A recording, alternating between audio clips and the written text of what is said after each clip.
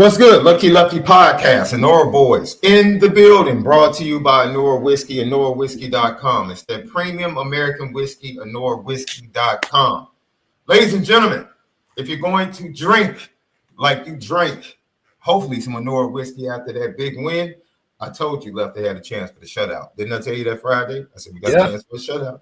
That's true. But if you're going to drink, make sure you do it responsibly. You got to do it responsibly. Let's go. If I am a reflection of him, then I must be fly. Because it's like the shine so bright, I wouldn't lie.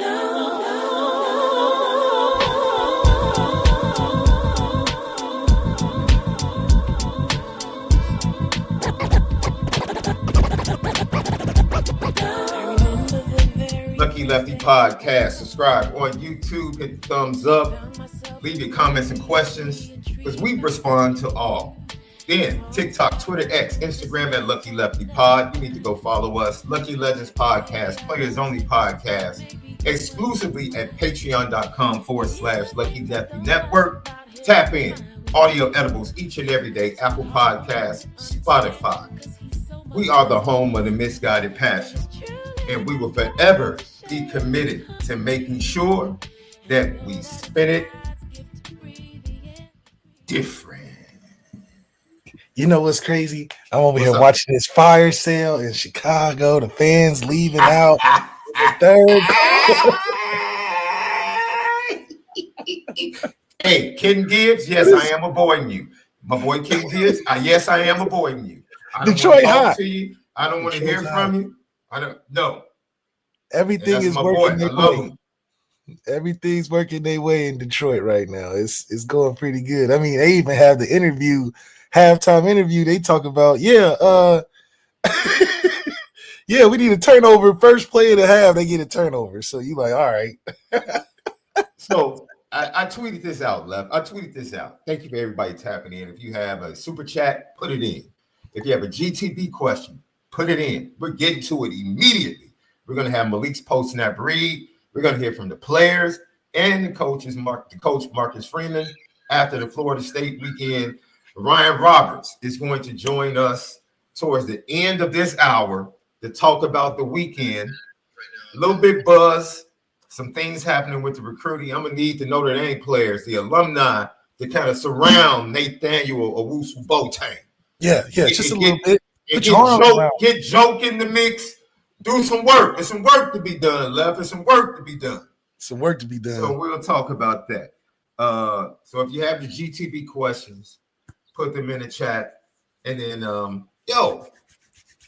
it's a lot to talk about. I can't wait to hear this post-snap read because I'm sure you're going to get some blowback from it. I already know. Because people are going to be like, hey, we won 51-3. And I'm like, hey, talking quarterback play. Atrocious in the first. Whenever we try to make him look like the star of the show, it just never works out how you want it. Malik's post-snap read, brought to you by Onora Whiskey and NoraWhiskey.com. It's that premium American whiskey, NoraWhiskey.com. Left your post-snap read from what you saw Saturday night. Well, I love the fact that we're able to increase the point total. I say I get to 50, we got to get to 50. We got to 50. That was great. We said 3 phases of the game needed to score. I don't think defense did score.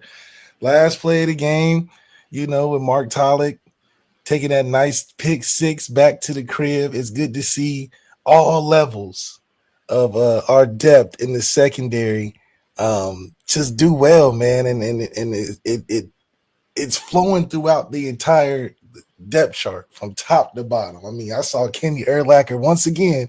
He didn't make the tackle, but he's flying in there head first. I need him to wrap up. I need him to wrap up, but we tell young men when they go to college, wrap up. Okay, I love the fact that he's aggressive and he's flying in there trying to make plays. Offensively, obviously, we struggled in the beginning. And I wouldn't say struggle, but we made it look harder than what it should have been.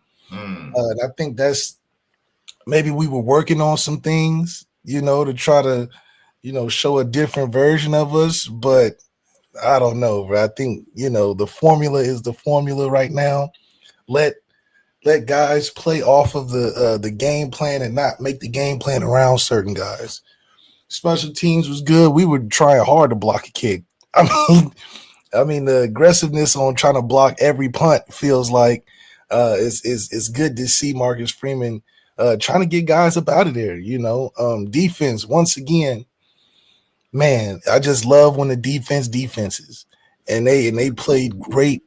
Entirely throughout the game. Even on the first drive when they were driving, we were on that trick play. We were on the play action stuff. I mean, we were on everything. They just made a couple of good plays to get down the field, but they couldn't keep that up all game. I mean, we was on them. And then Al Golden just amazing with these defensive blitzes that he's able to conjure up and just, I'm talking about, completely take offenses out of their sequence, out of the total framework of what they're trying to do, out of the flow, out of their momentum. I mean, they getting the pass rush lanes right. Man, I would love to see he put some of that in Jacksonville. Jacksonville, you need to start looking at Notre Dame tape because, oh my goodness, them blitzes is on point. Love to see it. Love to see it. Marcus Freeman, man, just continuing to grow his legacy. Playing in night games and handling the schedule how we're supposed to handle it. Also, got to see Notre Dame's in love with the 90s still. I mean, we playing 90s music. We bring in the artists. I don't mind it because it's better than having Sexy Red perform at Notre Dame or one of these, new age artists. I just don't think it'd connect. Hey, right. First of all, you would never see Sexy Red in South Bend. Ever. Or one of these artists. I don't even think you would get Lotto. No, I mean we play it. We play it super safe when it comes to the entertainment during the game, and at halftime we take no chances. And I think, but maybe it speaks to the age of our fans. Tight, hey man. You know how people are like tired of not like us. You just hear. I swear, every game I turn to. Can we please find another song besides Bo Mamba to get the crowd hype, bro? Oh man, we're stuck in the. I'm telling you. Like, no, it's not just Notre Dame. Every stadium is playing the same song. I'm like, dude. Swag Surf. They even played the hell out of Swag Surf. Do some research. Yeah. Have your music people do some research. It's an extensive catalog of songs that exist now. Oh my goodness! That can get fan bases hyped. They won't do it. I mean, it's like they stuck on these one. The royalties these few artists are getting off of all these plays around college football, it's crazy. I mean, how many years do we have to go by and we still playing music from the 90s? I mean, maybe that's just, man, we got to work on that. But also, speaking around college football, Deuce Knight is on the move again. I guess those genuine relationships ain't working out too well down in Auburn. They got Deuce Knight front and center stage to Ole Miss whooping up on Georgia, which is, an interesting finding, considering, hey, Notre Dame tried. Notre Dame was supposed to be in that thing. It didn't work out the way we wanted to. But overall, another great Notre Dame win. I mean, putting up 50 points, 51-3. Something that's very special. I don't know if we have 3 receivers over 50 yards, but we should have. But I know there was a lot of drops. I know there was a lot of questionable passes. I mean, we threw one into the band area. That was real interesting.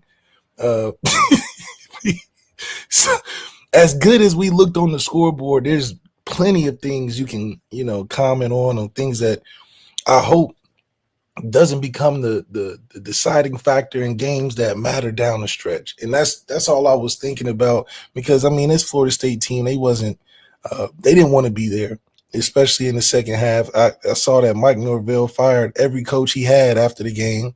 So I wonder how that's going to go for these last couple games they got. But there's a clear disconnect between, I think, our receivers and our quarterback.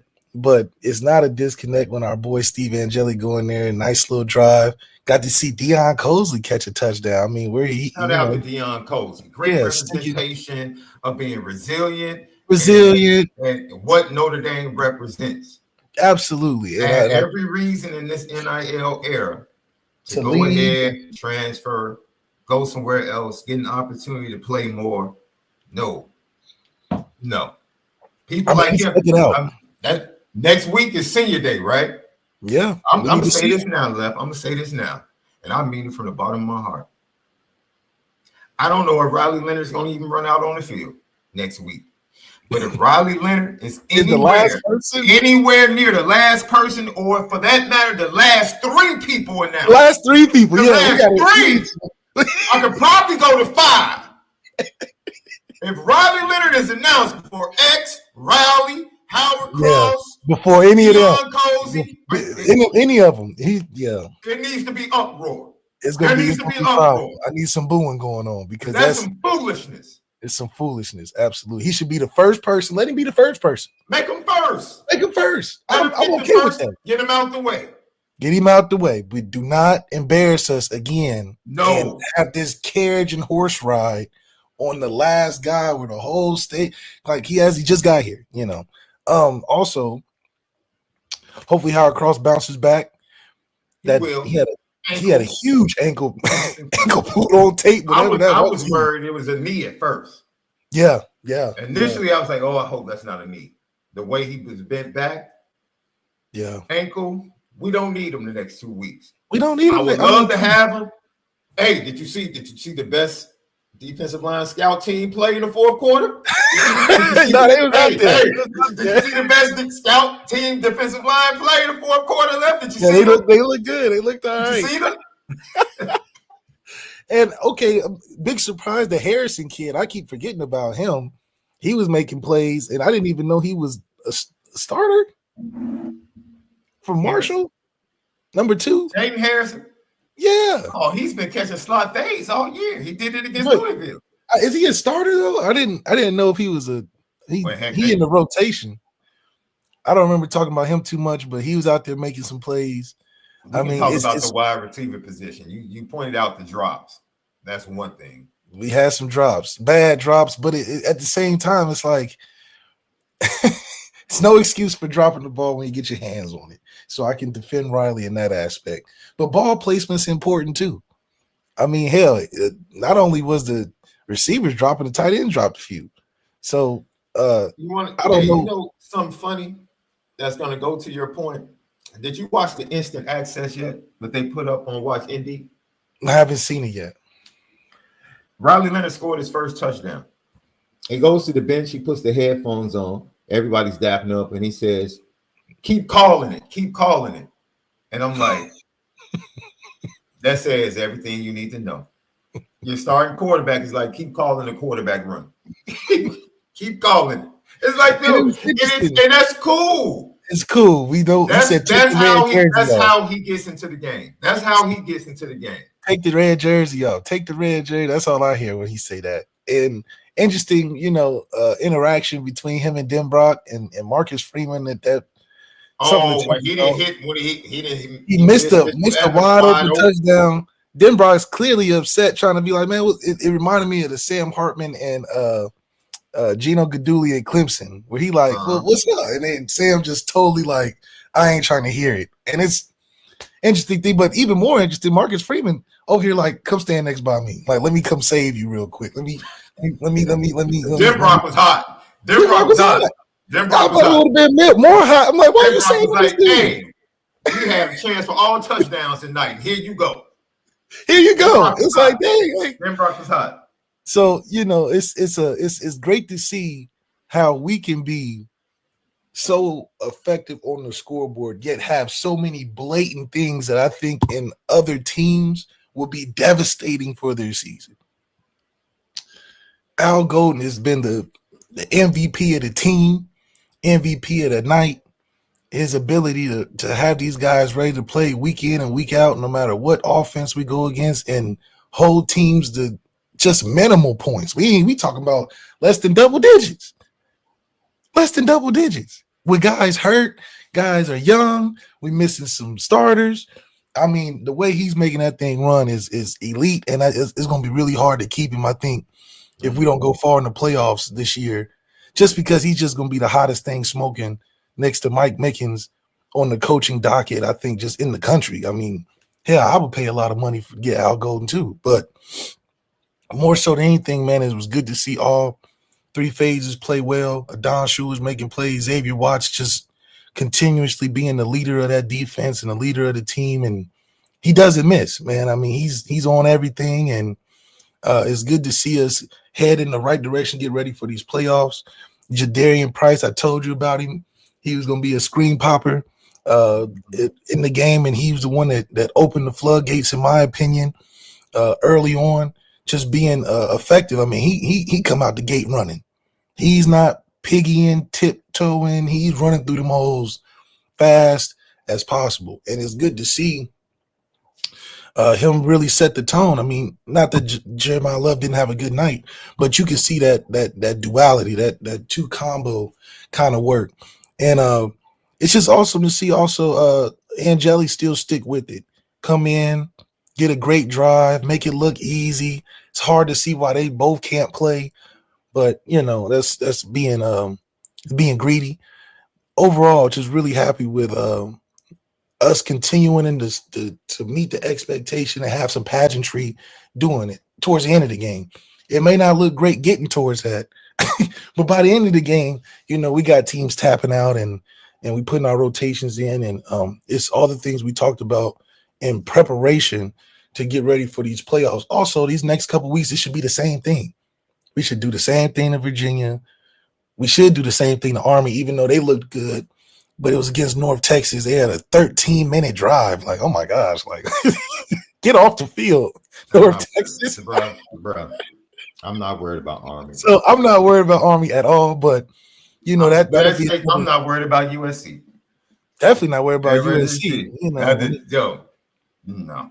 The way we're playing right now, especially if USC plays that freshman, our defense is going to eat his lunch, and it's going to be another repeat of these last couple weeks. The rest of this season is all about Notre Dame. Bro. All about Notre Dame. We've been saying that since the all season. It's not about the quarterbacks.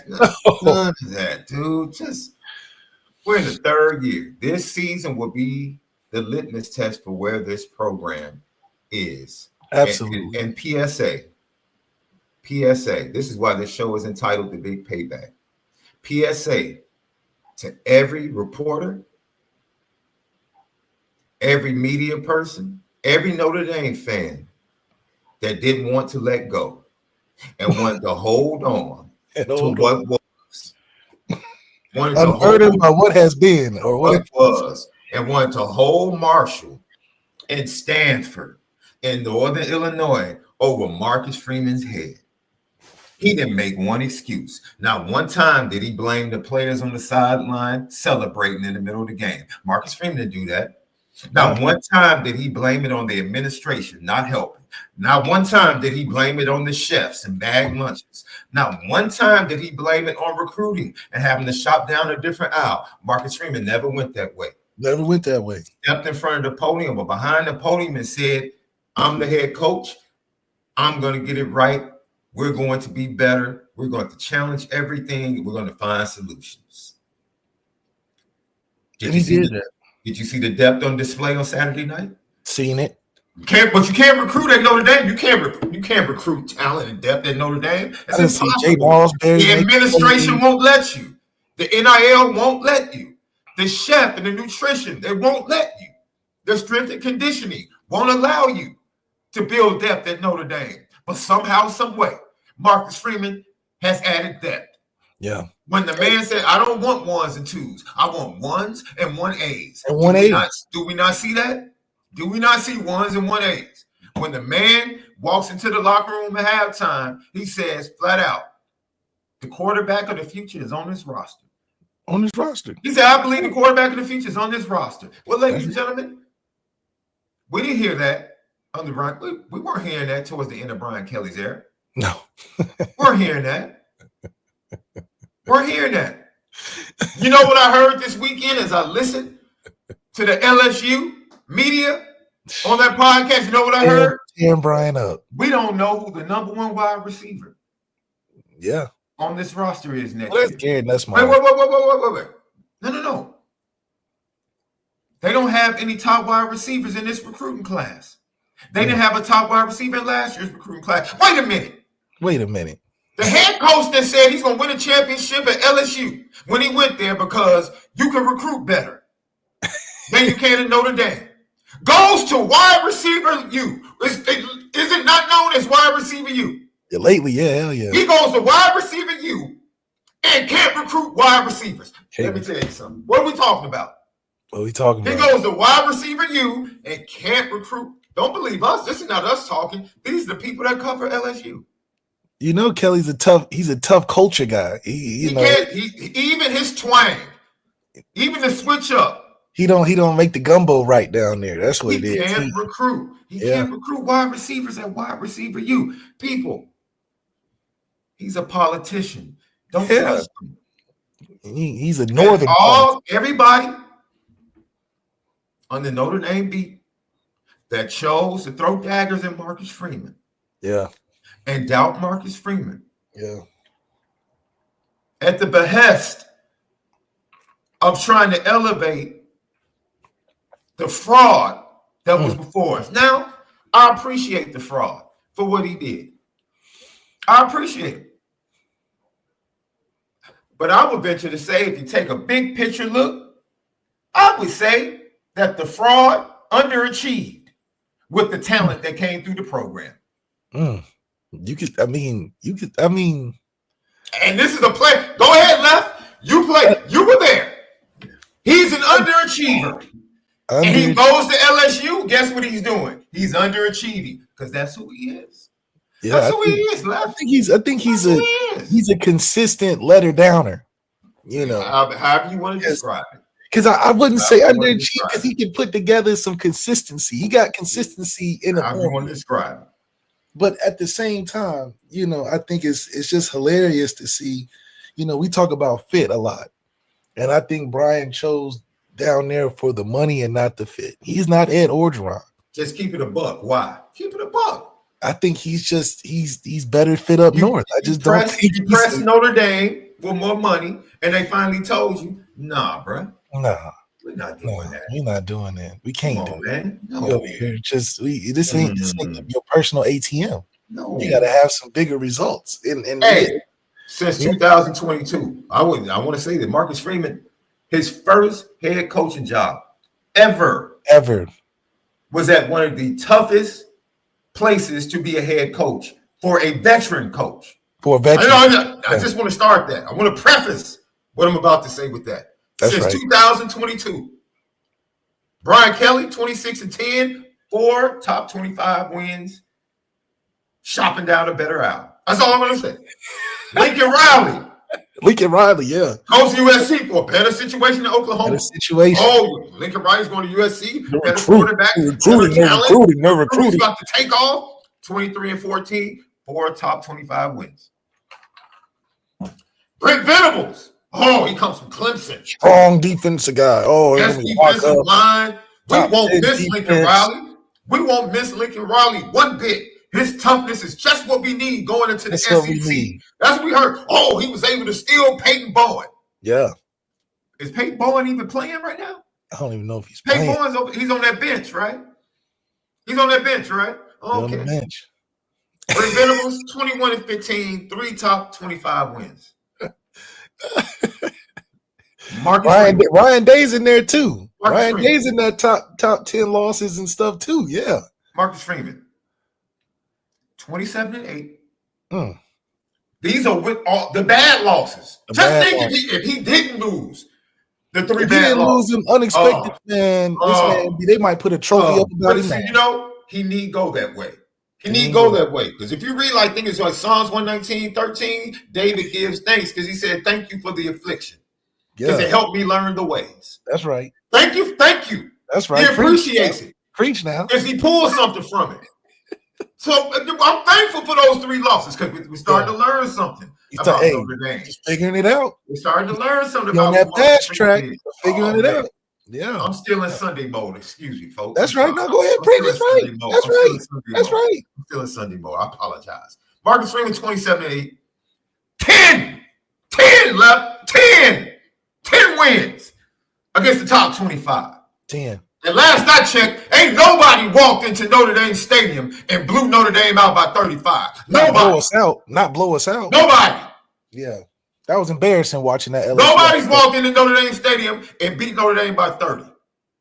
It'd be close game. Now, Stanford, wait a minute. I'm not absolving Marcus Freeman of Marshall, Stanford, Northern Illinois. Those games are close. Those are 1 point, 2 point, 3 point games. Just like he will not let his players forget Northern Illinois, we will never let him forget Northern Illinois. Not on this show. Hey, bro. Not anytime soon either. Nah. No. You know how your boy always has nice looking girls. You know what I'm saying? Yeah. He always has that one that most people don't know about, that you know about. That you know about. What about old girl though, dog? What about old girl? You don't want to talk about her. That's Northern Illinois. Like, yeah. But he the one that when he leave the house, he try to close your door so you don't see him. Don't close the door. Don't close the door. Let me say bye. I can't say bye. Don't close the door on me now. No, certain people come to the back door. I meet you at the back door of the dorm.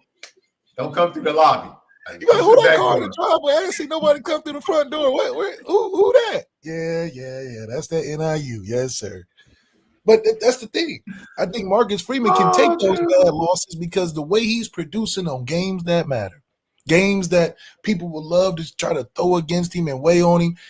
We just giving him jokes for the the NIU and the Marshall and the Stanford. Those are just jokes. But when we talk about real production, you can't do but 10 wins for top 25 teams that are we think that catch heat in the middle of the season, start getting hot and confusing the masses.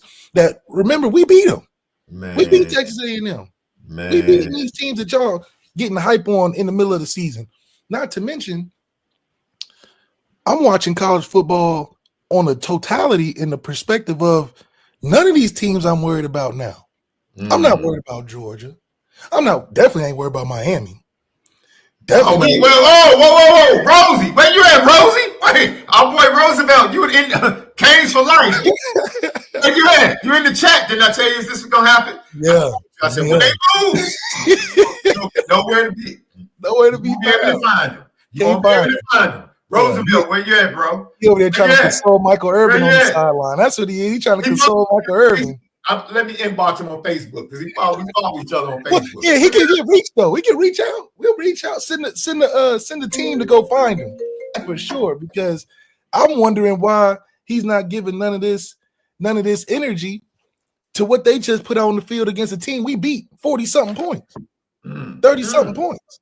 A team that couldn't find points against our Notre Dame team. What? So definitely not worried about Miami. Definitely not worried about no BYU. Definitely not worried about no Texas. The only team I'm really seeing right now. Definitely not worried about no IU. What? You talking about the best team in Indiana? It's definitely not IU. And I would love for the first round game to be against IU. Battle of the state battle right there. Give us that first game. Let's smack up on IU. And that's if they can get through the rest of their season. All these teams are faltering. It's like at some point you got to say, Notre Dame, you a top 5 team. We can't keep docking you down one slot and one slot each week and then trying to make it funny. No. Just give us the credit. We're a top 5 team bona fide for the regular season, and it's not even close. These teams are jumping up and down the boards. See, Left, I'm with you there. I believe that in my heart currently, as things stand today. Okay, but I don't have a problem with people doubting us because of Northern Illinois. I don't. It's a bad loss. It's a horrific loss. Left at the crib. Big stand. Horrific. So as much as I stand with you. I do believe this team, as they currently sit and how they're playing, they are top 5 in the country. It's hard to find 6 teams or 5 teams better than Notre Dame right now. It's hard. Hard. But let me tell you something, man. That Northern Illinois, hey. And I also said this. One ACC team is going to get in. Just one, which means the Big Ten and SEC might end up with 4 teams apiece. or 3 apiece, and maybe an addition from one of those conferences. It's crazy. It's crazy. It's absolutely crazy the way things. But I felt good about Notre Dame. Once again, thank you to Jack Swarbrick for this schedule. As you departed the office of athletic director, because it set everything up. Notre Dame, handle business and watch the chaos. Handle business and watch the chaos. And they should be in that 7 seed, 8 seed, more than likely. If they handle business and things continue in the direction that they continue, they should get that. It's a shame we can't be the number 1 team right now. It's a shame. It's a shame. All these Jekyll and Hyde teams out here. Oregon has earned that. Oregon is earning. They've earned enough to be in the top 2 or 3. No, they've earned it, dude. They beat Ohio State. That's the biggest win. That's the biggest win of the year outside of Alabama. Whoa. You don't want to talk about Alabama, though. See, you're running from that. Whoa, I forgot, ladies and gents. I forgot. Because they were supposed to lose to LSU. They were supposed to lose last week. Wait a minute. Hold on. The bet is over. The bet is officially over. The bet is over. They got 3 losses? Out. No, wait. They got 2 losses. Just 2. Still got Auburn. They still got. They play Mercer next week, bro. So where are your 5 losses coming from? Because they only have 3 games left. They only have 3 left. They can lose to Auburn. That's a rivalry game. That's 3. And then that's the last game of the season. You do know that. Yeah, okay, but then they got they got three games left. You can't lose twice in the playoffs left. You can't. You've lost the bet. You lost the bet. It's over. It's a wrap. 3 games left. That's all. That's all I'm gonna say. Is 3 games left. Anything can happen. So they're losing to Mercer. What you're predicting on this show that Mercer has an opportunity against Alabama. Kennesaw State beat Liberty and they're 1-8. Left. And Liberty was undefeated last year. Come on, don't stand on that hill. Don't just let it go. Can you just admit defeat? Just admit defeat, man. Just admit defeat. They still got room to lose. That's all I'm gonna say. They got room to lose, and I hope their 5th loss is against us. We're at the end of the regular season. I'll give you your opportunity to apologize. I'll give you the opportunity. So Nick Saban would have had this team undefeated. Let's just put it like that. You might be right with that. You might be right. They beat Georgia, and then Carson Beck. Carson Beck is so lowly. I think he's giving me the confidence. You talk about somebody he's giving me the confidence. Fraudulent. You know, the number 1 overall quarterback in the draft. You talking about somebody that is fraudulent? He dropped from a day 1 to undrafted almost. Oh my goodness! No, I'm not gonna go that far now. He dropped to day 3 or day 2. You know what? That's a perfect segue. And we bring our guy in at Rise and Draft on Twitter. My brother from another mother. I miss him dearly. Each and every Monday, we used to do a recruiting show together. But we still type and text like we're like still talking recruiting and NFL and everything. And I need him to play psychiatrist for me today, bro. Yeah. Talk me off this Chicago Bears ledge a little bit. You might have to help me do that as well. I got Ryan Roberts. Welcome into the Lefty podcast. Lamar, what's up, boy? What's up, buddy? Hey, I can't help you with the Bears right now, man. I'm sorry. I cannot help you. Maybe MALIK can talk you into it though, because Mercer has the top defense in FCS, so they might be able to beat Alabama. I don't know. They got a chance. You know, they practice too. They do practice. I can confirm that they practice. So you were in South Bend this weekend. It was expected to be a top 10 matchup to start out November with huge implications when we looked at the schedule. Mike Norvell and his staff and his players weren't able to hold up their end of the bargain. So now it becomes the beginning of the march to the playoffs against lesser teams for Notre Dame throughout November, because we also expected that bookend to go along with Florida State to be USC in the last game of the season. And we're like, okay, Notre Dame will get a chance to prove themselves heading into the playoffs. That's not the case. So with all of that dissolving, the recruiting weekend, the huge recruiting weekend that was, what else did you pull from this matchup and this weekend that gives you greater hope than you possibly had about this team post Northern Illinois? Well, I mean, I think when you're going against a team that you know you're way better than, you have to play like you're way better than them ultimately, right? I mean, there's still an eye test thing that happens, guys, right? Like there always is. Yeah, absolutely. There always is. I mean, you're talking about a team that you knew you were better than, but at the end of the day, we have seen Notre Dame lose to teams that we knew that they were better than over the last 3 years. Like that thing has happened, right? And I think that this one was unique because I actually just wrote. I mean, Coach Marcus Freeman obviously has won 7 straight games now for the first time in his Notre Dame career, which is obviously a great sign after. Because I don't know about you guys, man, but like after the Northern Illinois game, like all things are on the table, right? As far as like this team could collapse, right? Like you lose another couple of games, and like who knows what happens. So the resolve, obviously, of this team, I think coming into the weekend is something that you have to talk about. I mean, you have to. Like this team, for better or for worse, like they took that Northern Illinois game as the ultimate testicular fortitude, man. They're like, yo, we need to step up now. And I don't know if you, Sean, I know that you've talked about this before, but Coach Freeman looks different on the sideline the last few weeks. Does he not? Like he just looks different. He looks pissed off. His team's playing pissed off. And they did to Florida State what you should do to a bad football team. And that was what like you should do to a bad, exactly. That was the bad football team. I'm pretty sure I saw a post that was like that was Florida State's worst loss since like I forget what year it was, man. But like it's been a long time since a Florida State team has been beat down, and like they've been beat down a couple times this year. But like their beatdowns previously were like by 20 something points, you know what I mean? Like that type of thing. They just lost by 49 points to a football team. I mean, 7 touchdowns, man, 7 touchdowns. Wow, and I would argue. Here's a weird one. This is going to sound really weird to some people. I don't think Notre Dame played overly well on Saturday. No, we didn't. We had 14 points in the first quarter, first half or something. Like, there's no way.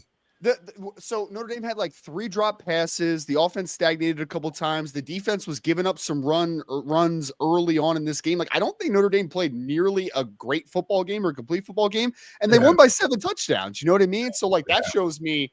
1, Notre Dame has some mental toughness. 2, we already knew that Notre Dame was really talented. And 3, it's on the right trajectory more than anything, right? Like this is a team that has clearly grown from week 2 and has gotten incrementally better each and every week.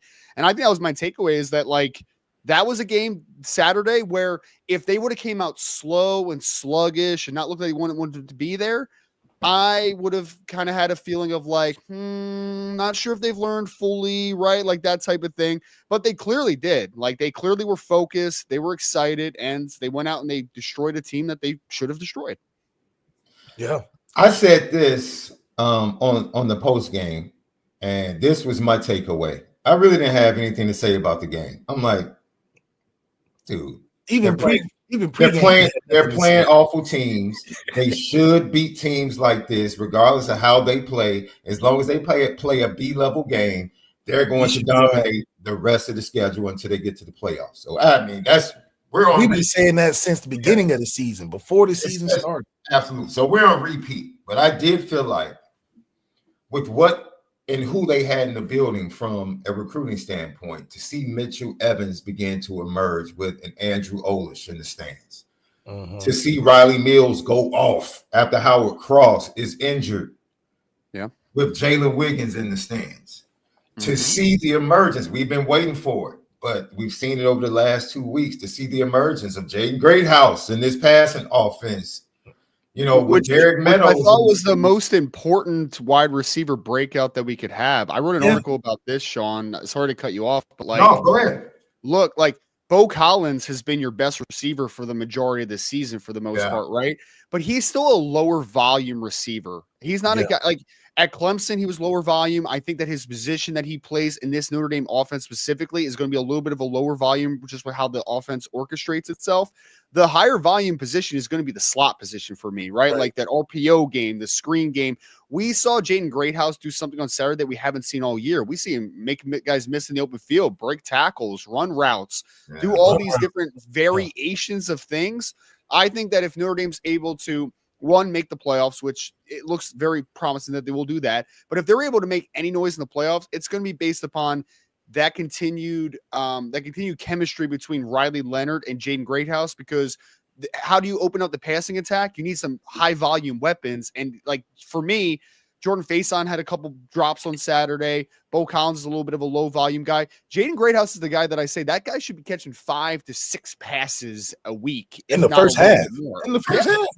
I mean, 6 and 3/4. And like Florida State secondary isn't bad. Like they played man all game. They played man all game, and we were getting open versus that, which is a great litmus test for when we get to these playoffs, when teams are going to play us in man. I just think that's the formula, even though FSU didn't execute it.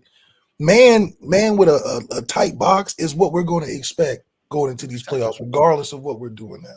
And they should, right? I mean, again, like Notre Dame's passing offense has gotten better over the last few weeks, but at the end of the day, we know that Notre Dame is a running football team.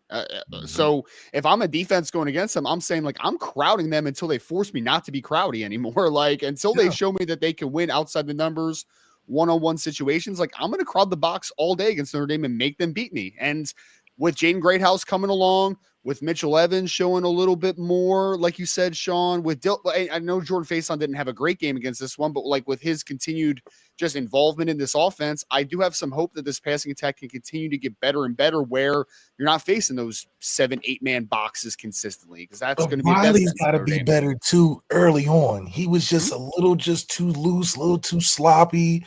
You know, not getting warm fast enough with guys that are open. You know, it was cold. It was cold in there. It was cold in there. You know, it was super cold. And it's like he's not the type to like have a bad spell and then get super better. It's like if he's bad, he's gonna be bad the whole game. And it's just like you got to find spots in which he can, warm up. Well, Malik, as a quarterback, like there's a rhythm to playing the position, obviously, right? Absolutely. So like when something good goes early, usually good stuff follows it ultimately, right? I was a little bit, because like they went down on that first drive and it was just boom, boom, boom, boom, boom, boom, boom, right? Passing, running, you were good. And then that next drive, I don't know if you remember, but it was like that 1st and 10. Riley has a great job. He stayed firm in the pocket, but then he got flushed, rolling to his right, and he threw a dime to Jeremiah Love across his body. Love drops it, right? And that like stagnates things a little bit, right? So you saw that stagnate. You saw him airmail one throw near the end zone. I forget who I think it might have been Greathouse running some type of he just threw it all the way out of bounds, like not even close. So but I agree. I think it's a two-way street ultimately, right? Actually, it's a three-way street. Line needs to block well. Quarterback needs to deliver. Wide receivers need to finish plays. If Love finishes that play, I do wonder if like you keep rolling a little bit, right? Because they did have like 3 or 4 drops in that football game, which I think hurt the rhythm a little bit. So hopefully Riley continues to get more confident. Again, I think that comes down to Greathouse, though. It's why I was really happy with that game, because I really think if Greathouse continues to be, because he, for me, and we saw it on like a 3rd down play in this game, he for me is like that when you need a big 3rd down conversion, right? You need something to the middle of the field. That's Jaden Greathouse's role in this offense for me. That's right. We saw that in Texas A&M on the big 3rd down on that game-winning touchdown drive, right? Exactly. That's the guy you need to go to, right? And if not him, Mitchell Evans, his emergence. You need a tight end that you can go to, because Left, maybe now he feels comfortable with the emergence of those 2 guys going over the middle of the field in the passing game, but you saw him shy away from early in the season. Yeah, Mitchell Evans being a bigger target too. I mean, he threw that touchdown to him after a couple of throws that could have went either way, and you can tell that when he's getting into these ruts, he knows who he wants to go to at least. That Jaden Greathouse gonna get him out of jail. Mitchell Evans, even a little bit of Chris Mitchell, I think in the screen game, and then some stuff down the field has helped Riley. So it's crazy because he has the abundance of resources. It's not like we're just skimp on receivers. He can pick really 4 or 5 guys if he wanted to really work into the fold. And I think when he starts to get more balanced in that area, the running game is always going to be the thing that breaks it open, and we can really take off a lot earlier. My thing is, how fast can we start and not have a 14-point first half or 14-point first quarter? We can just start a little bit hotter with Riley getting on board. I think it just makes it better for us and our feeling going into the playoffs. I think both of you guys can probably tap into this.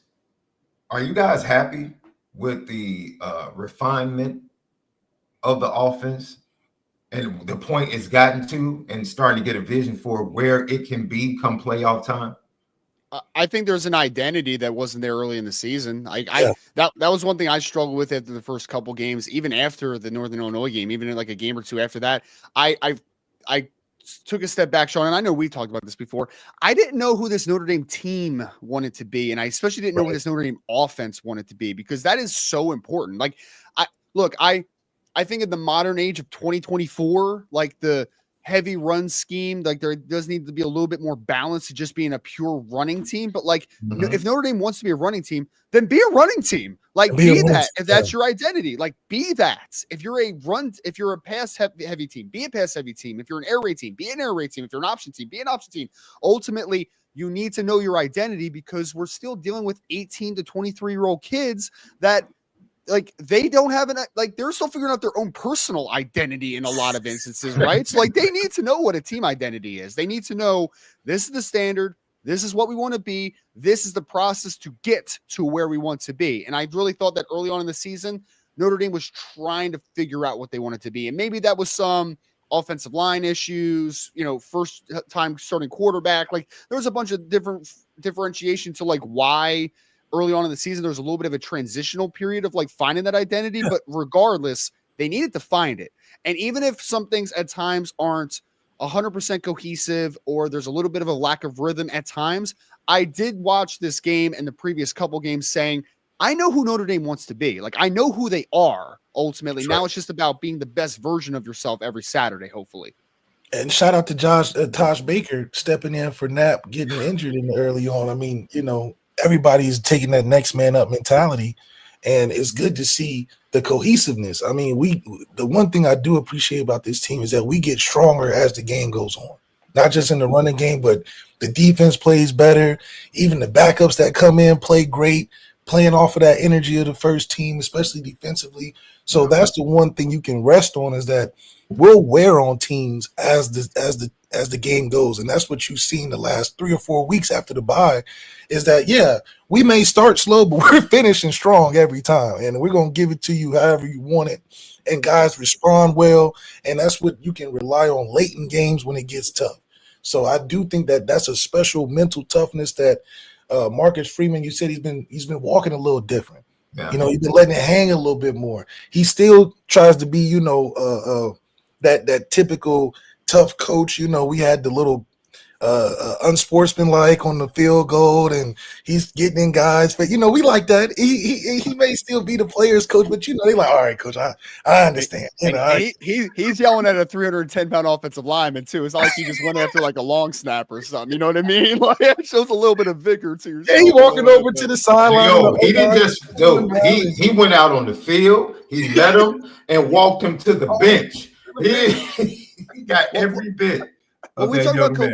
We talk about cohesiveness on units, but I think one thing that you hit on, Malik, that I 1,000,000% agree with is that a team, especially a college team, they adopt the personality of a coach. They do all the time.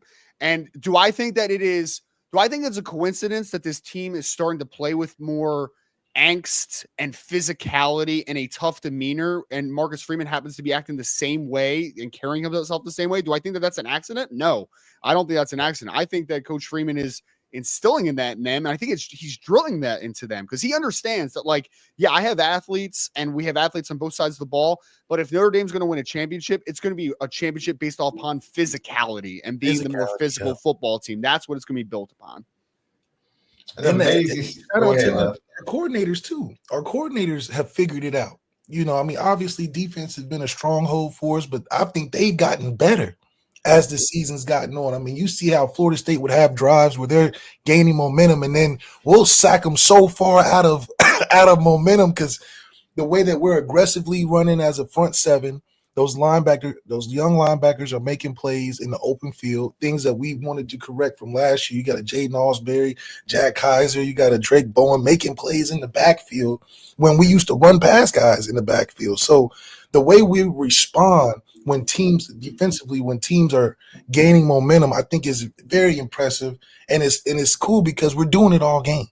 It's not like we put our backups in where we relax and they drive all the way down. We ended the game with a pick six from a guy that usually doesn't get as much time as he does, and it's amazing to see that when you're playing well and you have good leadership, it affects the entire roster. And having the depth to be able to work into the game only helps us when we get into these playoffs too, which is I think the biggest factor of what's going to determine the strongest teams is who has the most depth, who can reach into the bag the most and continue to put out waves of guys. Something that I think when you watch the rest of college football, those teams are faltering on. Those top 15 teams are faltering because they're like, we're in tough games and the guys that we're relying on heavily are burning out.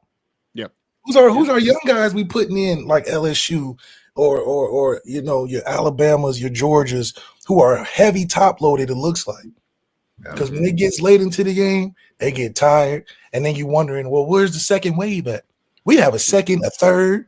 We got guys all over the place. I mean, we was even seeing some walk-on running backs catch some heat and do a good job towards the end of the game. So I'm over here looking at the depth chart like, who is this? Who is this? Who is this? Who is this? Like, guys are Luke Talich with a pick six to end this football game. I mean, literally, here's the crazy stat. And then I want to circle back, if I can, to the coordinator conversation, because I think you hit on a very important note there, Malik. But Luke Talich has the pick six to end this football game to put it to 52-3. The first player ever from the state of Wyoming to score a touchdown for the University of Notre Dame. Just like what? And they haven't had a player from Wyoming touch a football at Notre Dame since 1977. He was a backup running back who had 3 carries that year. Like, just wild stuff, man. But like but the depth and quality of this team, he's a perfect illustration. Luke Talich was a kid that had multiple Division I offers, like full scholarships to Utah, Oregon State, Washington State, and he opted to come to Notre Dame as a walk-on to begin his career, right? Like, that's the depth of talent. Jordan Faison is another, obviously, example of those types of situations. You're getting not only the top level guys that you're trying to get, but like you're finding the depth in different areas, right? Transfer portal acquisitions and all that type of stuff. So yeah, there's got to be development. I mean, well, at least guys working in, buying into a system, trusting their coaches. I mean, that's something that Notre Dame we've always been good at, but always been underrated. But see, it's deeper than that. And then I want you to get to your coordinator comment, Double R, before we let you go, because I know you're on time schedule. It's deeper than that, Left. It's an understanding of who Notre Dame is and buying into that instead of trying to change that as a head coach. That's what you're seeing. Right. So when you talk about a Luke Talich, when you talk about a Kennedy Urlacher or a Ben Minich, right? Yeah. You can't be the head coach at Notre Dame and stock up on 5 stars. You can't do what Georgia and Alabama and other schools can do. You can't do that. But what you can do is you can disprove what the previous coach said. You can go get 5 stars. You can go get top 200 players that are really good, and then go find other gems that can build up the depth that you can develop. Yeah. And when you get done, you will have a deep football team, and that is what a capable coaching staff can do at Notre Dame, because it allows you to do that. Right? So you're not looking at the limitations as an issue. You look at them as an opportunity to do it a different way. That's right. And Marcus Freeman is proving that you can do this a different way. Can you imagine how good this team would be playing if they were really healthy? Yeah. And they had Trey Ori, Botello. Can you imagine? Dude, they're the 3rd best scoring defense in the nation. What would they be without injuries? Offensively and defensively in the trench. Come on, man. Can you imagine what this offensive line would be from a depth standpoint if Jackson was playing? Oh, man. Yeah. If Ashton Craig was still Ashton Craig. I think this is getting overlooked, man. What's being done is ho-hum for a lot of people, because it's like, well, they aren't playing anybody. Yeah, but they're doing this. We're playing at a level where it's hard for teams that are better. They can't put up 51 and 48 consistently week to week against teams they're better than. We're taking 5 teams in the country. We thought Mike Denbrock was crazy. Remember Mike Denbrock stepped up to the podium and said, look, we already got a top 10 defense. I'm We got trying to top get 10 this offense. offense to be a top 10 offense. Everybody thought he was crazy. What? A top 10 scoring offense at Notre Dame? They're at 12. They're at 12. Well, Yeah, After that start, they're at 12. Sean, I wanted to start the conversation about the coordinators with Coach Denbrock because, again, we talk about Coach Freeman for obvious reasons a lot. We talk about the players for obvious reasons a lot, but we don't talk about the coordinators enough. Like, I want to get to Al Golden because he's been putting up some ridiculous stats, just some numbers on that defensive side. It really is historic. You're 100% correct. But Coach Denbrock, first and foremost, this team scores 37 points in the first 2 games combined, right? If after the NIU game, if I would have told you guys before the season's end that'd be 38 plus points per game, everyone would have laughed at me. Like, they're over 38 points a game. They might get to 40. Like, they might with this last 3-game stretch. 40, yeah. And if after the first 2 or 3 games of the season, you would have laughed, man. Like, you would have laughed after scoring 14 against Northern Illinois that I would have told you that this team would be a potential top 10 scoring offense in college football. Like, you would have laughed. Yeah. Now, go into Al Golden for a second because, Sean, I wrote an article about this, and I don't know if you saw it, but I said in the article that at the time that Al Golden was hired, it was a bizarre hire, okay? And people took that super negatively, like, oh, bizarre. Bizarre is this. He was a NFL linebacker coach, the previous stop. He was a head coach in college football for a long time, but hadn't called a defense in college football, hadn't called a defense in general since 2005, right? So in 17 years, he had not called a defense, and you hire him as a defensive coordinator. That's bizarre, right? It doesn't mean it's bad. Doesn't mean it's good. It just means that it is a bizarre hire. I remember at the time we're talking, I'm like, oh, I actually kind of like that because I'm a little biased and he's a New Jersey guy, right? I'm like, oh yeah, Al Golden, cool. But at the time, people were like, man, that's kind of a weird hire. And I'm like, yeah, you're right. It is kind of weird. It's weird.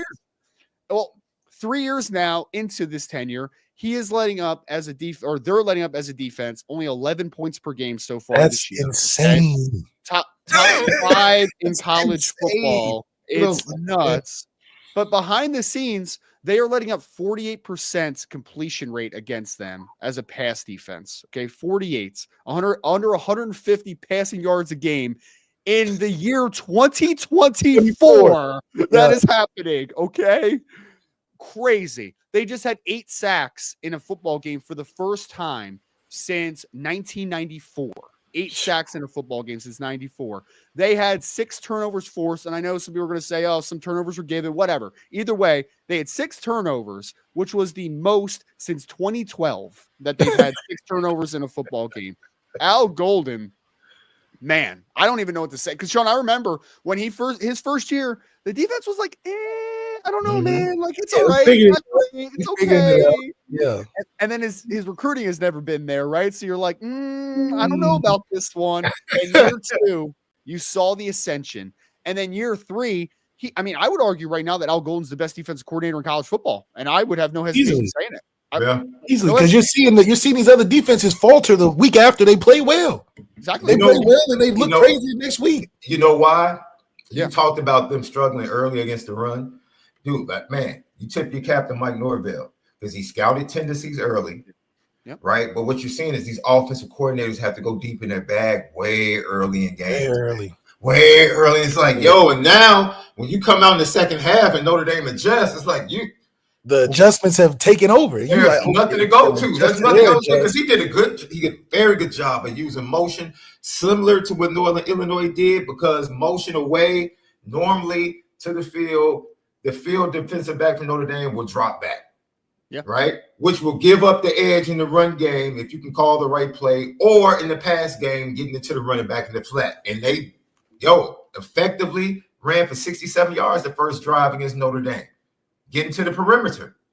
After that, the rest of the game, 53 yards rush. The adjustments are crazy. So it's like you can scheme him based upon tendencies. But this is the crazy thing. They're doing this. You're talking about the completion percentage. Yeah, they're doing this with sophomores and freshmen. I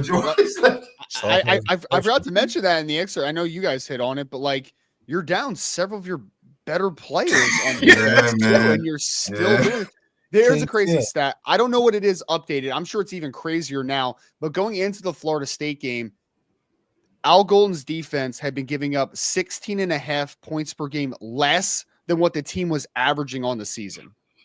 Think about that. Think about that. Yeah. That's basically me saying a team comes in with 32 point per game average, and we're holding him below 16 points their average. They're only going to score 15.5 points per game. Like, that is a wild stat, man. And I mean, honestly, like, they were only averaging 14 points per game, right? Florida State, because they're awful offense. But like, you just gave up 3. So that's another minus 11. That's another minus. Yeah, it's another minus. It's crazy, dude. It's crazy. Came on the first drive of the game. Left, we talked about this. I feel disrespectful when I get my predictions every Friday. Because I'm trying to be respectful to other teams and say, okay, maybe they'll add a touchdown late to get up to 10. I gave them 9 this week, Sean, because I'm like, man, they got a good field goal kicker. Maybe they'll get 3 long ones. You know what I mean? Yeah. Like, that was all I gave them. But, I gave them 10. And I literally, when I said 10, I said, in saying that, Left, Notre Dame has a chance to shut this team out. Yeah. Like, this is literally a chance for a shutout. And, I mean, they were one drive away. Ryan Roberts, A to Z Sports NFL on Twitter. I mean, that's who he works for. I'm sorry, at Rising Draft on Twitter. Man, lock in. You already know articles, NFL, college, recruiting. He covers everything. He's a scout. He's the best, one of the best in the business, man. It's my brother too. That's right. It's my brother. How do you feel? Was this weekend like? Because you said it was cold. Was this weekend like a precursor to what it might be like for a home playoff game? Probably be a little bit colder, but the vibe, the environment. I thought the environment was great. I saw some people saying that it was like a tame environment. I'm like, well, I mean, they are playing against a 1-8 football team, right? Like, it's not like you're like, as up as you're going to be if it's like an undefeated Florida State coming in there. But like, Sean, I loved it, man. I had one of my friends came for the first time who had never been to South Bend. So we literally got into the parking lot for like tailgating at like 10 a.m. Didn't leave. Like, we just stayed there. You know what I mean? So, and, I thought the game was really cool too, because, they had obviously the really nice light shows and everything. And then DJ Cool came out right before fourth quarter. Like, it was cool, bro. It was really dope. Taking it back to the 90s, man. Left, you didn't like the DJ Cool thing, though. Left, I thought it was, I liked it. I wonder, we're sticking very traditional even to the 90s in the music choices. But, I think we're adding a little bit of intimidation to the stadium, and the fans are getting more. We're not booing no more. I tell you that. We went from a total transformation where we go from booing in the first couple home games. Now we're going crazy. The recruits are loving it. So to be able to transform the environment in the same season, we're not talking about like a Florida State team that was getting booed in the first game and getting booed now. We went from getting booed winning to now we've changed the total game environment to now people are making it a crazy place to play. And that consistency from the team and response from the team who at first was saying we're eating off of the boos. It's not the fans' fault. And I think that the team has looked in the mirror and said we can be the team that is the premier team in college football, the more consistent team. I think we're more consistent than all the teams that are ranked above us other than Oregon. I mean, we haven't had lapses how some of these teams have, like BYU I say Oregon and IU, but all the other teams that are ranked above us have had times where you're like, are you really a top 10 team, or are you just having like, what's going on? So our consistency, in my opinion, puts us in the top 3 because we're only getting better. And I don't think college football wants to give us that credit because they want to blame our schedule, but we're making our schedule the schedule was soft, but we're making it look. We're making it look like, man, you guys aren't playing nobody. No, we're playing. We're just playing good. We're just playing good. Two things I was impressed at. One that made me feel really bad about myself on Saturday. One was DJ Cool, 66 years old, and he was still bringing the energy like that. That's wild, man. I won't even walking when I'm 66. So no backup dancers or nothing. I mean, it was just him on the field with the camera, and that was it. I mean, he was going crazy. People were feeling it, man. And then when I was walking out, I saw in the student section all the kids had or shouldn't call them kids, I guess they're adults at that point, but they all had no shirts on, and I'm like, man, I'm old and like soft. Like, I'm a super soft person at this point in my life. Like, I'm not taking my shirt off. I don't know about you guys, but I'm not taking like the Florida State kids all dressed up in all the long johns and everything. Yeah, that happens as you get older, fellas. Man, you walk in your crib, the thermostat is on 70, and you're like, man, I got to cut the heat on. Something's wrong. The blood gets a little thinner. I got Ryan Roberts. Hey, guys, it's gotten worse for me because Adam Schefter just broke news. Oh, no. They're literally considering starting Tyson Bagent next week. Oh, I don't know how work. Yeah. They gonna blame Caleb like that? Oh, absolutely. That's what this Bears organization does. They did it to the last two quarterbacks. What are you talking about? It's definitely Caleb Williams' fault. I mean, like we haven't seen any just terrible Chicago Bears decisions over the last few years. No, they haven't made any bad decisions over the last few years. It's the quarterback's fault. It's so funny how every time there's a coach on the hot seat going into the offseason, they're like, you know what, we're just going to run it back. It's funny how it never works out, but people keep doing it. Like, Eberflus was going to work out this time, brother. It was going to work. Sure it was. It was going to work. We thank our guy Ryan Roberts for joining us today. Double R, what are you going to be working on this week? I mean, hopefully people read Notre Dame content this week, man. I was telling people at the tailgate, like I only wrote like a few Notre Dame articles last week because it's like nobody cared about the Florida State game. So like no one read it. We're conditioned to be result based for these playoffs. I think everybody sold off on this regular season. We should be whooping teams, but now we worried about what's coming up next in these playoffs. Dude, I'm doing like matchup articles each week, and like I got like to Wednesday last week, and I'm like, no one's reading the Florida State conference, so I'm not doing the matchup articles this week. But yeah, man, we'll have some stuff. Virginia's actually like a not terrible team, so like I'm a little, a big win against Pitt though. Big win against Pitt. They're not a bad team. They're coached by Tony Elliott, so I think Notre Dame takes hand of business pretty well. But like, yeah, it's we'll have some matchup stuff. We'll do some NFL draft stuff. I got a 2-round mock draft coming in.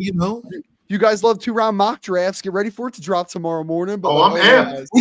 When you got Shadir going and Campbell. I didn't write it yet, man. I didn't write it yet. But yeah, we'll get there. Last time I had him going to Cleveland last time, I think, going to the Browns. Wow. Okay. I have a question for you. Over/under offensive linemen in the top 2 rounds. Where would you place? Top 2? Oh, top 2. It's a bad offensive line draft. I know. Well, the Texas tackle's not bad. He's good. Yeah. I don't see any offensive lineman I would take in the top 10 this year, though. Like, I just don't see a guy that's like top 10. Like, everyone likes Will Campbell from LSU. He's good.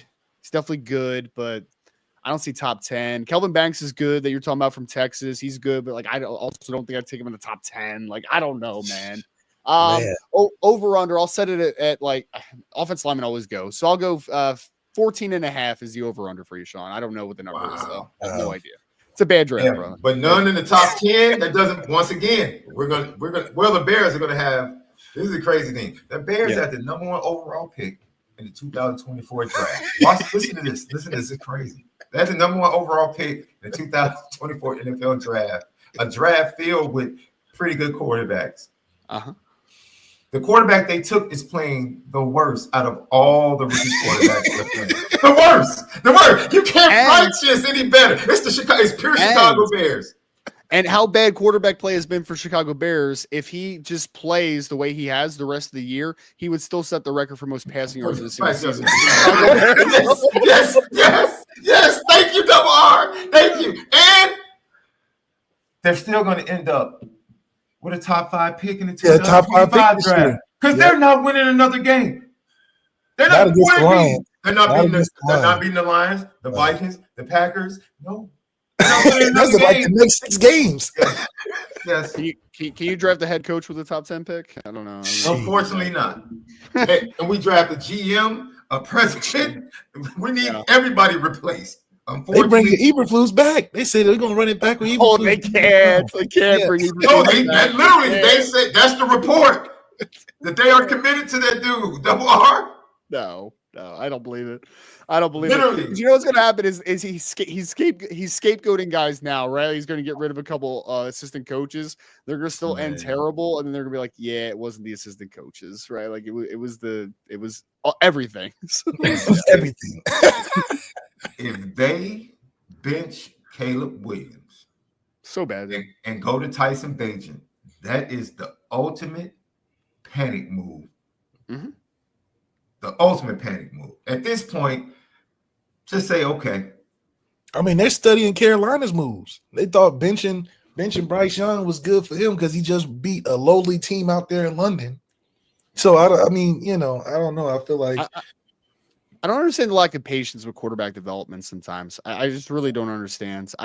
You're the Chicago Bears. You decided to not really address the offensive line this past offseason, and you're curious of why and you got a bad offensive coordinator, right? And a bad head terrible. coach. Our coordinator was terrible.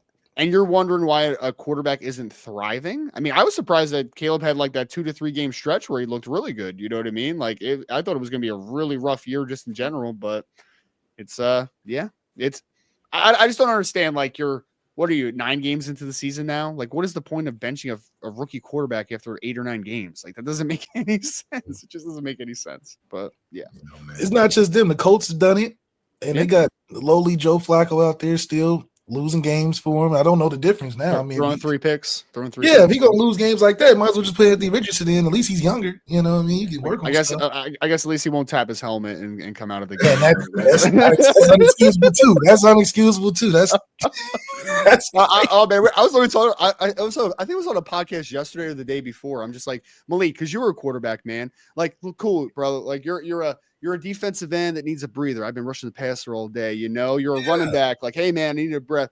You can't tap out as a quarterback, man. I just don't know. 40 seconds in between plays. Take your time. I mean, you just sitting there like, man, I can't even go to next. I don't know what that. I mean, maybe it's attributed to the generation, the kids that have came out or whatever. But this whole tap. I mean, I don't know when you expect to get back. Like the whole mantra is you don't get back in, you tap yourself out.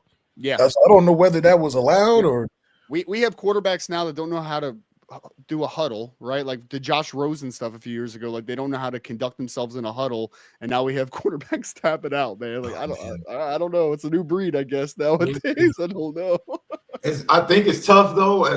I sent you when Chase Daniel put out that 21-minute clip on social media about Caleb Williams last week. I said, see, this is what makes it tough, bro. Yeah. See, if you struggle, it wasn't just evident. The fans had to wonder what was going on. Now everyone gets to see it laid out and explained. And I'm like, this is too much, man. Like, if you want to take a minute and a half or 2 minutes to talk about a kid, that's fine. But when you have guys, former quarterbacks, putting out 21 minutes on rookie quarterbacks, I'm like, okay. But this is the world now, Double R. Teams are just impatient. They're just impatient in the amount of pressure and the expectations. It's weird that you're impatient, but what are you going to go to? Because the guys that you're going to aren't any much better. They just play more games, but they're no better talented or situationally better. None of that. That's why pulling the young quarterbacks never makes a ton of sense for me, because I'm just like, look, because for bad football teams, right? Like the Bears, the Panthers, the Browns, even the Colts to a degree, right? Where it's just like, guys, like what's the best case scenario? You go 6-11? Like I don't understand what the big difference is here, right? Like, none of these are Super Bowl teams. None of them are exactly. for Super Bowl. Like is Joe Flacco playing for the Colts the difference between being a bad football team and winning a Super Bowl? Like or even making the playoffs? Is he the difference between that happening? Like I don't get it. And then you have to be honest. Either you're going to have success because you have Slowick's done an incredible job with the Texans. CJ Stroud is a really good, but they played great last night. He played They have a great offensive mind. You either have to have the great offensive mind or just an out of this world physically gifted athlete, right? Yep. Mike Vick, Cam, like, okay, they're just going to come in and overwhelm the situation, right? As they learn. Caleb Williams was never going to come in.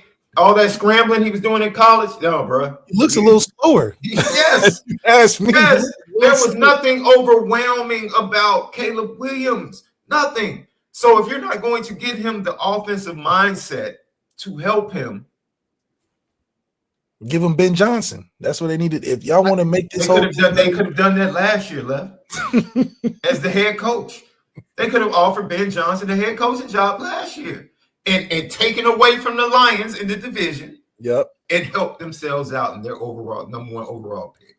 But I just don't like bad processes. Like a bad process to me is benching Bryce Young for Andy Dalton and then going back to Bryce Young in 2 games. Like that's just a bad process. Like what was the point of that? What was the point? It didn't.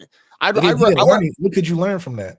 I would have rather than like told Bryce to fake an injury, right? Like fake an injury for a week. We'll give you a breather. Like we're not going to outwardly bench you because then that just looks so bad on the front end for the media side of things. Like it was just bad process. Bad process. Well, yeah. Well, you won't enjoy my process for the Cowboys then. Oh gosh, the Cowboys, they talk about the sun in the stadium now. Oh no, man. It's an easy fix. Talking about we want curtains now. You want curtains? Easy That's fix. what's gonna fix the problem. Easy fix, Left. Trade Dak. Hire Dion and get Shador. That's an easy fix. Shoot, that's good. Easy fix. Because all they want to do is sell tickets. They don't want to win. I'm talking about selling tickets. I'm talking about selling tickets. Trade Dak. Get Dion and Shador. I'm okay with that, man. Hey, man, I'm on the media side. That's good for business right there. That's good for business. If Jerry Jones want to make some more money. That's real good for business. Anyway, so. Hey, we appreciate you. We got to get you back on, bro, especially as this recruiting cycle comes up to the transfer portal and National Signing Day. Yes, sir. Appreciate you guys. Thank you for having me, man. Anytime, once again, let me know. Ryan Roberts, A to Z Sports NFL at Rise and Draft on Twitter. Go check him out. Left, man, let me tell you something. That was a great conversation. Let's get into what the players and what Marcus Freeman had to say. That's right. Some very interesting things. So we'll talk about that on the other side. Lucky Lefty podcast. You already know we spin it different. What's up, family? The merch shop is finally here. Lucky Lefty Network merch shop. We got it all. From the shirts to the hoodies to the hats to the nitty gritties. Come here right now. Shop with us. Come get the swag because you know, if anything else, we spin it different. You see the gritty. You see how we get down. It's elite.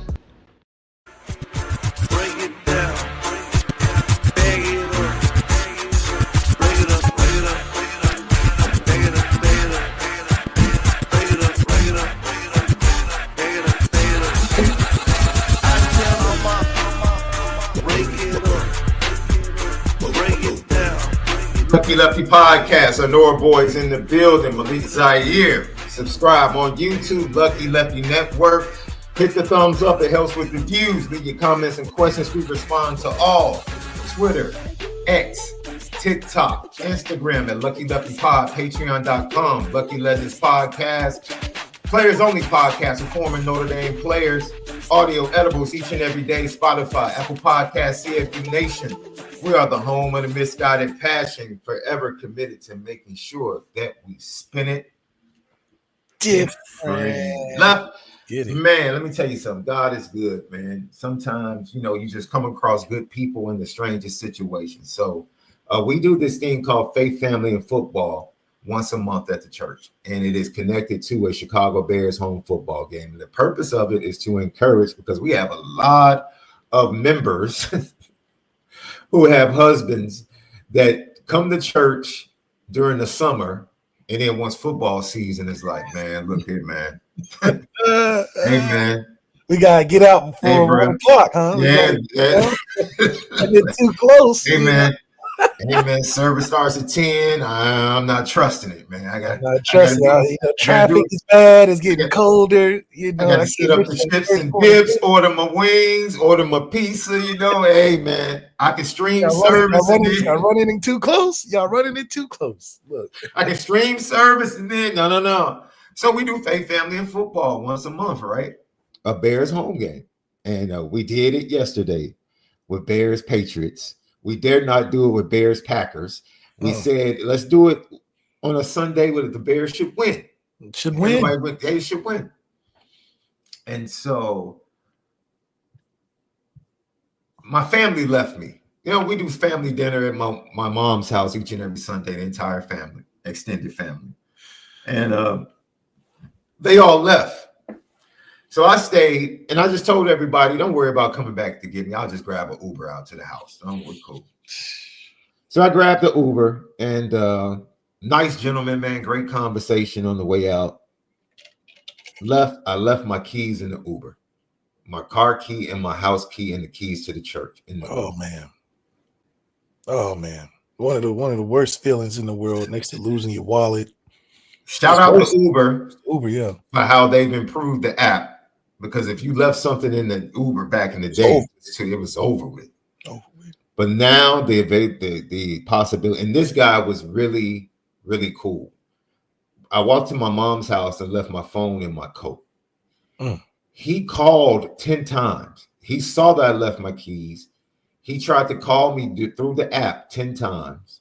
Of course, I didn't hear my phone because I didn't have it. Not only that, he was from Kenosha, Wisconsin, and had driven down to drive Uber in the Chicago area for the weekend to make money. He stayed out south for over an hour to give me an opportunity to call back. Wow. That's great customer service, right? So 2 hours later, I finally realized, like, yo, I don't have my keys. I left them in the Uber. I call him. He picks up and he's like, yo, I stayed out south. I tried to stay around. I called you 10 times. I'm like, man, I understand. I appreciate it. I'm not blaming you. And as fate would have it, he was pulling up to a hotel in Schaumburg for his last drop off on his way on his way home to Wisconsin. And at that time, he picked up the phone. And he said, I'm going to leave your keys in the hotel lobby. The lobby, yep. Here in Schaumburg, and you can pick them up there. So, man, yo, because he was like, man, I can't spend any I more told time. him you can't leave them keys in that Uber. Man, bro, I was like, man, look here, man. No, like, you don't want that responsibility when you hold guys like, keys in the Uber. Yo, I was like, where do you live? He was like, Kenosha. I'm like, I'm on my way. I'm like, dude, I'm driving to Wisconsin tonight. Like, I need my keys, bro. And you can't ship those. Well, you know they got Uber package, which I'm not trusting of either because they just took 2 of my packages. Uber package did, and I couldn't believe it. The guy was so convincing. He's like, yeah, I can do this, and I'm gonna go back and I'm gonna call you. Didn't hear from him ever again, and took 2 of my machines with him, and real upset about Google package. He deserves something special, doesn't he, Lev? I told my wife because I eventually ended up getting his cell number. Oh, okay, yeah. So he could text me, the address to the hotel and a picture of my keys. And shout out to the staff at the hotel. Like they locked up my keys in the safe. Wow. They made me ask for the assistant general manager. Like man, I'm telling you, man, God is good, bro. Real professional. I was panicking for a minute, like, yo. Because it's more than just you. You unlocked the people out the church. I was prepared to do any and everything. Go whatever distance I had to go. Yeah, make that happen. Give my keys, bro. So that was like, yo, man. But shout out to that brother, man. And I definitely think I'm gonna send him something really nice. Yeah, a little fruit basket or something like that. Yeah, something cool, man. Yeah, absolutely. Lucky Lefty podcast. We have a super chat from our boy Jay Lamont. Does Indy cover the 23 on senior day against Virginia? At this point, I'm not doubting them, bro. I'm not doubting it, man. That Virginia offense is awful. Go watch the Pitt Virginia game. The offense. If you don't have an offense against Notre Dame, it's gonna be a long day for you. It's gonna be a long day for you, bro. A long day. It's gonna be a long day. Tyree gonna be like looking around like, man, this is not what I thought. This transfer would be. That's cool because he graduated. Mm-hmm. Have they ever done this before? This would be very interesting. Let him do senior day at Notre Dame? Yeah, because he's a graduate. And he's coming back with the opposing team. Even if you don't allow him to run on the field, acknowledge him during the game on the big screen. Right? On senior day. They do it for the NBA players. That would be dope. They do triple videos to NBA players and stuff. Yes. I think that would be really dope. He's a Notre Dame man. Even though he transferred, he's a Notre Dame man. Let him get that last little credit, man. He's earned it. Yeah. Heck yeah. And more than Riley. I mean, Jesus Christ. And then go knock his block off. And then knock his block off. Yeah. Platform. He ain't gonna take his head off. Yeah, take his head off. Yeah, he's gonna have a long night. He's gonna have a long night anyway, John Massey. Oh, speaking of long nights. Oh, you want me to read this stat line? from the G League? You want me to read this stat line? One bad game and y'all want to I don't want to hear that. I don't want to know. I don't want to hear that. I don't want to hear that. It's been a bunch of bad games now. Preseason, regular season, G League. I mean, it's his rookie year. What you want to talk about? I I don't want to hear nothing about that. I It's don't want his to hear rookie. nothing about rookie. I don't want to hear nothing about rookie. I don't want to hear that. Why are we trying to highlight a guy that was last in the draft? That he built himself up. Marcus Damask is in the G League for the Bulls after starring in Illinois. He's a rookie. He's killing. I don't want to hear that. Y'all got a big star in Illinois, that freshman that's like 6'9". He's nice. He's all right. Oh, he's all right. He's 6'9" freshman. Get buckets. He's on the bench. He's coming off the bench. Thank you. My point is that. Come on now. Let's not overreact here. Let's not overreact. He better than Ja'Kai Howard over at Auburn over there, turning his face up every time. I mean, I kind of feel him. We up 40. Y'all shooting all the threes. I'm wide open. Let me get a little. Your boy John Massey, your boy Drew Pine saved Missouri's season on Saturday, bro. Shout out Oklahoma for giving up 14 points in 30 seconds and letting Drew Pine glide down the field. They were the last W I needed in 3 parlays. Shout out to Oklahoma on helping out John Massey in that parlay, baby. Hey, I have a kid at church. One of my teenagers. I just found this out yesterday at Faith Family and Football level. So I was laughing. I was like, your parents let you? He was like, yeah. He's like, I make money. He's like, you want DraftKings and stuff? Dude. Hey, listen, if you guide it the right way, it's not really that bad. He said he almost gave up. He said, I thought God was trying to send me a message 2 weeks ago. I said, what you mean? He said, I had a parlay. He said, the last leg of the parlay was the Bears. And they lost on the Hail Mary. Oh, man. He said, Pastor, I would have won $1,500. Oh. And I looked him in the face and I said, yeah, God might have been trying to tell you something, bro. Oh, he broke his heart. He He might have been telling you, I let you slide long enough. Let you slide long enough. You know, eventually the house is going to win. Eventually the house is going to win. Yeah, you want to win this streak, but eventually the house, you stay there long enough, the house is going to get his money back. I felt bad for the kid. Well, he's 19. He's 19. I mean, that's an arc. That's a villain arc right there where you just something that crazy happened. It's just, oh man. Thank you for the GTB question, Jacob Watson. What are your thoughts on our team as opposed to competing against the other top teams in the nation? Also, to make our offense to look the best it can, do we need to pass after establishing the run? Go ahead, Love. Well, I think that one, watching how these college football teams have been so fickle and inconsistent week to week. They have great weeks, and then the next week, even though it's a good game, they don't play like themselves. I think that inconsistency it only benefits us because we've been the most consistent team since NIU, where we're continuing to do the things we're expected to do and even better. So when you see in a Georgia that plays tremendously well against a Texas team, and then the next couple of weeks they look like Jekyll and Hyde, not their quarterback, who's always been kind of bad this year, but it gives Notre Dame the confidence that if we just come in and play our game and continue to grow in the areas that are incrementally going to be better for us, we're talking about being more consistent, throwing the ball outside the hashes, getting a little bit more of an identity in the pass game, some of situational football starting earlier, faster earlier. Those are all fixable things. We don't have games where we're questioning, well, what the hell are we doing? Why are we looking like a team that's not ready to play? So I have a lot of confidence, especially how they're elevating teams that are getting by on the skin of their teeth, like a BYU is number 4 in the country or number 5 in the country. I feel good about that because if BYU's 4 or 5 in the country, watching how they played, I can only imagine that us climbing the charts is going to be a lot easier than what is said about us in the beginning. So offensively, we only have room to grow. And as great as we play, we can still point to things we can fix and still be even better.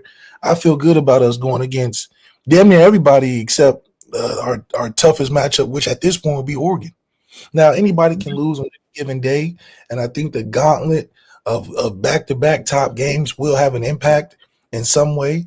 But I think with Marcus Freeman being getting better as a coach, being more commanding of the team, having guys rally behind and believe in what Marcus Freeman is doing, we already expected a year 3 Notre Dame program as being the top of the top. I mean, we're almost maxing out at that pinnacle point of it being Marcus Freeman's team. It's no longer Brian Kelly's cast-offs or Brian Kelly's program. Year 3 is Marcus Freeman's football team. And to see the recruiting play a huge factor, to see the moves that have been made in the coaching staff have an effect, and the team buying in from his recruits, not so much the recruits before Marcus Freeman's head coaching tenure, but his recruits being young and responding the way they are, just shows that this team is only trending in an upward fashion, which is making it a lot easier for us to be a really hard out. And I think that's the most important thing, that we really have a hard out coming out and into this, and we're going to be something special. And Jacob, we don't hate Riley Leonard.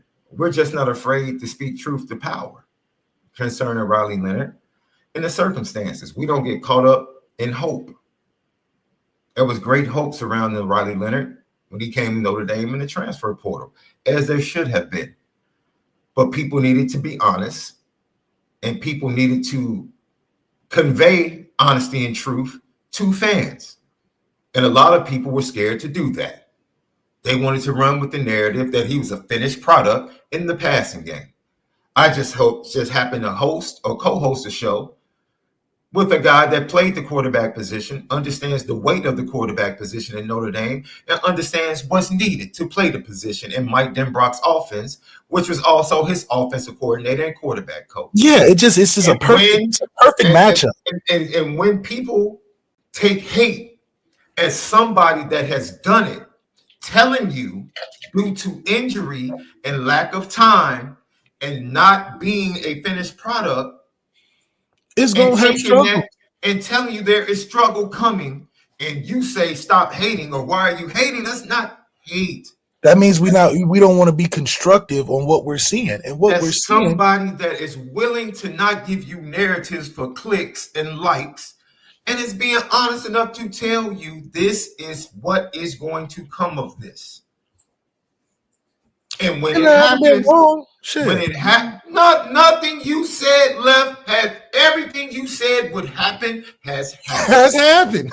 Every single thing concerning Riley Leonard that you said would happen has happened. And people will still trying to say, why are you hating? They still just refuse to believe that you can objectively look at the situation and say, this is what it is, and this is what needs to get better. I mean, we're such a fortunate and that's it. And why we talk so much about this season is not about the quarterback at all, because if we're really being honest, Riley Leonard is the most protected quarterback in the country. We have a top 5 defense, all the resources in the world to help a quarterback elevate himself. Riley Leonard has been put in a position all season where it's like, if he don't win it, we don't win it. He's been in the most protected position ever because he's got a defense that's only given up less than double digits every week. So that's the opportunity to just grow from that. We want you to go out and put up 14 points. 14 points? I mean, we're in college football in 2024. He didn't have to do anything outside the scope of don't lose it. Where else in college football can you see that? Cade Klubnik had to go win a game against Virginia Tech. He couldn't get it done. No, they won. They literally had to go. They came back and won. Oh, but still, he couldn't do it against Louisville, though. He couldn't do it against Louisville. Nowhere in the country can Riley Leonard go out there and do what he's doing for Notre Dame and have the same success any other place, because every other place needs their quarterback to win the game. We literally don't need our quarterback to go by himself win a football game. It's not the way. The guy. This is the problem with truth. Truth never comes across the way you want it to come across. If that's the way you perceive truth, that's not on us. That's on you. That's not on us. That's not on us. and he It's our doesn't job. suck. He just doesn't meet the standard, and we know he's going to come into pitfalls that are obvious. It's obvious. Wait. I'll let Jacob. I'm gonna give Jacob 10 seconds. Describe the quarterback play from Riley Leonard the first 5 games of the season. Describe it. Describe. Any other team will be 3-2. Describe it in truth in the chat. And truthfully, give us a phrase or word to describe his quarterback play the first 5 games. Because I want to hear how it sounds coming from you. If you think we're saying he sucks, then you tell us what his first 5 games were. I don't want to hear nothing about the offensive line, none of that. His quarterback play, describe it in the chat. And let's see if you can describe it without it being synonymous or close to not being good, sucking, whatever, mid, whatever. What was it? What was it? Because that's truth. And whatever you say, I can sit here and say, well, I take that as you're saying this. Truth is truth. Truth is truth. It wasn't good. Wasn't good. Anywhere else, we spoke about it. Performances anywhere else, we wouldn't be in a position of 8-1, 9-1. It just wouldn't be. It wasn't good. You want us to throw perfume on it. We don't do that. Put Riley Leonard in Miami situation. How many games he's coming back like Cam Ward's doing? How many games? Not many. Is he putting the team in a top 10 position? If he was, but that's a different situation because Cam Ward has to do that because that defense he has to do it. So if Riley Leonard perform the same numbers that Cam Ward is doing in a situation where they have no defense, I don't know how he would assimilate in that situation. I don't know. Now. They wouldn't be a top 10 team. Out of fairness, I'm not going to do that to Riley Leonard. I'm going to keep him in this situation. Let's not what if we don't have this situation in Notre Dame. See, this is the thing. Dude, we're not about to. Everybody else, if they feel free to put lipstick on a pig, that's fine. We don't do that. We're not going to do that. And if people want to take narratives and go out and say we're hating on this kid, no, we're telling you what we see. This young man is telling you what he knows from playing. He said he sucked. So if you can say he sucked, why can't we say he sucked? Literally, you just said his performance the first 5 games sucked. And with that, we're still where we are as a team. Is about not the quarterback. We said this season was not about the quarterback. We didn't care who started. Who started? We just know that it's hard to come into a situation to learn an entire offense. Get injured. Get injured. Got 2 months to learn it. Not have reps. To be honest, we still don't have great chemistry with the receivers. We're 9-10 games in. And that was been my biggest thing is that we said before the season started that Riley Leonard's the evaluation of Riley Leonard being a transfer to Notre Dame is only going to be impactful in the playoffs. Regular season, we understand because of the team that's in year 3, the program that's in year 3, the defense, how they're set up, all the things included with the great running game, that any quarterback on the roster is going to benefit at a high level. Yeah. Is the Riley Leonard transfer worthy? We'll find that out when the chips are all in and the playoff games are counted. For the first time all year, I said this in the post-game show, Left. For the first time all year, I am happy to say that I'm happy Riley Leonard is my quarterback. I'm happy Riley Leonard is my quarterback because I can't think of more than 5 quarterbacks that I would take in a matchup that I would say, oh, I would rather have that team's quarterback going into this game. Maybe 5. Maybe. I would, if we played Colorado, I would definitely much rather have Shedeur. Much rather have Shedeur. Much rather have a Dylan Gabriel, maybe. If we were playing Miami, I would much rather have Cam Ward. Much rather have a Cam Ward. I mean, these are top. You're talking about guys that are going to be first-round picks. Okay. Riley's not a first-round pick still. The Dylan Gabriel thing. I'm like, I took Dylan. I mean, if you took Riley over him, I wouldn't be sitting up here berating you for upset. it. No, I wouldn't be mad if you took Riley over Will Howard. I wouldn't, because Will Howard he struggled early too. He struggled early at Ohio State too with Chip Kelly. So I think we've been very fair to Riley Leonard. We do. We don't like the all shucks. He's had some terrible moments in press conferences. Terrible. Like, don't say that. You're an honest man, but you don't tell people that the receivers have been wide open and you just decided not to throw the ball. I mean, he's admitting that his faults have weighed into the impact of this season. Not us. We only talking about him commenting that. He's saying this. We're not making it up. And that's something you just don't say as a quarterback. Don't say that. Don't do that. I love the brutal honesty, but don't do that. Like, we don't hate this kid. We're just not scared to speak the truth about what is and what needs to happen in order to win in the playoffs. Improvement still needs to take place to win games in the playoffs at the quarterback position, particularly in the passing game. It's nothing wrong. The same thing needs to happen in the wide receiver room. They need to step their game up too. Yes. The same thing needs to happen on the O-line. It's constant improvement that can be absolutely gained. And it's I think it's the honesty that we've had to not be covered by a veil of us winning games.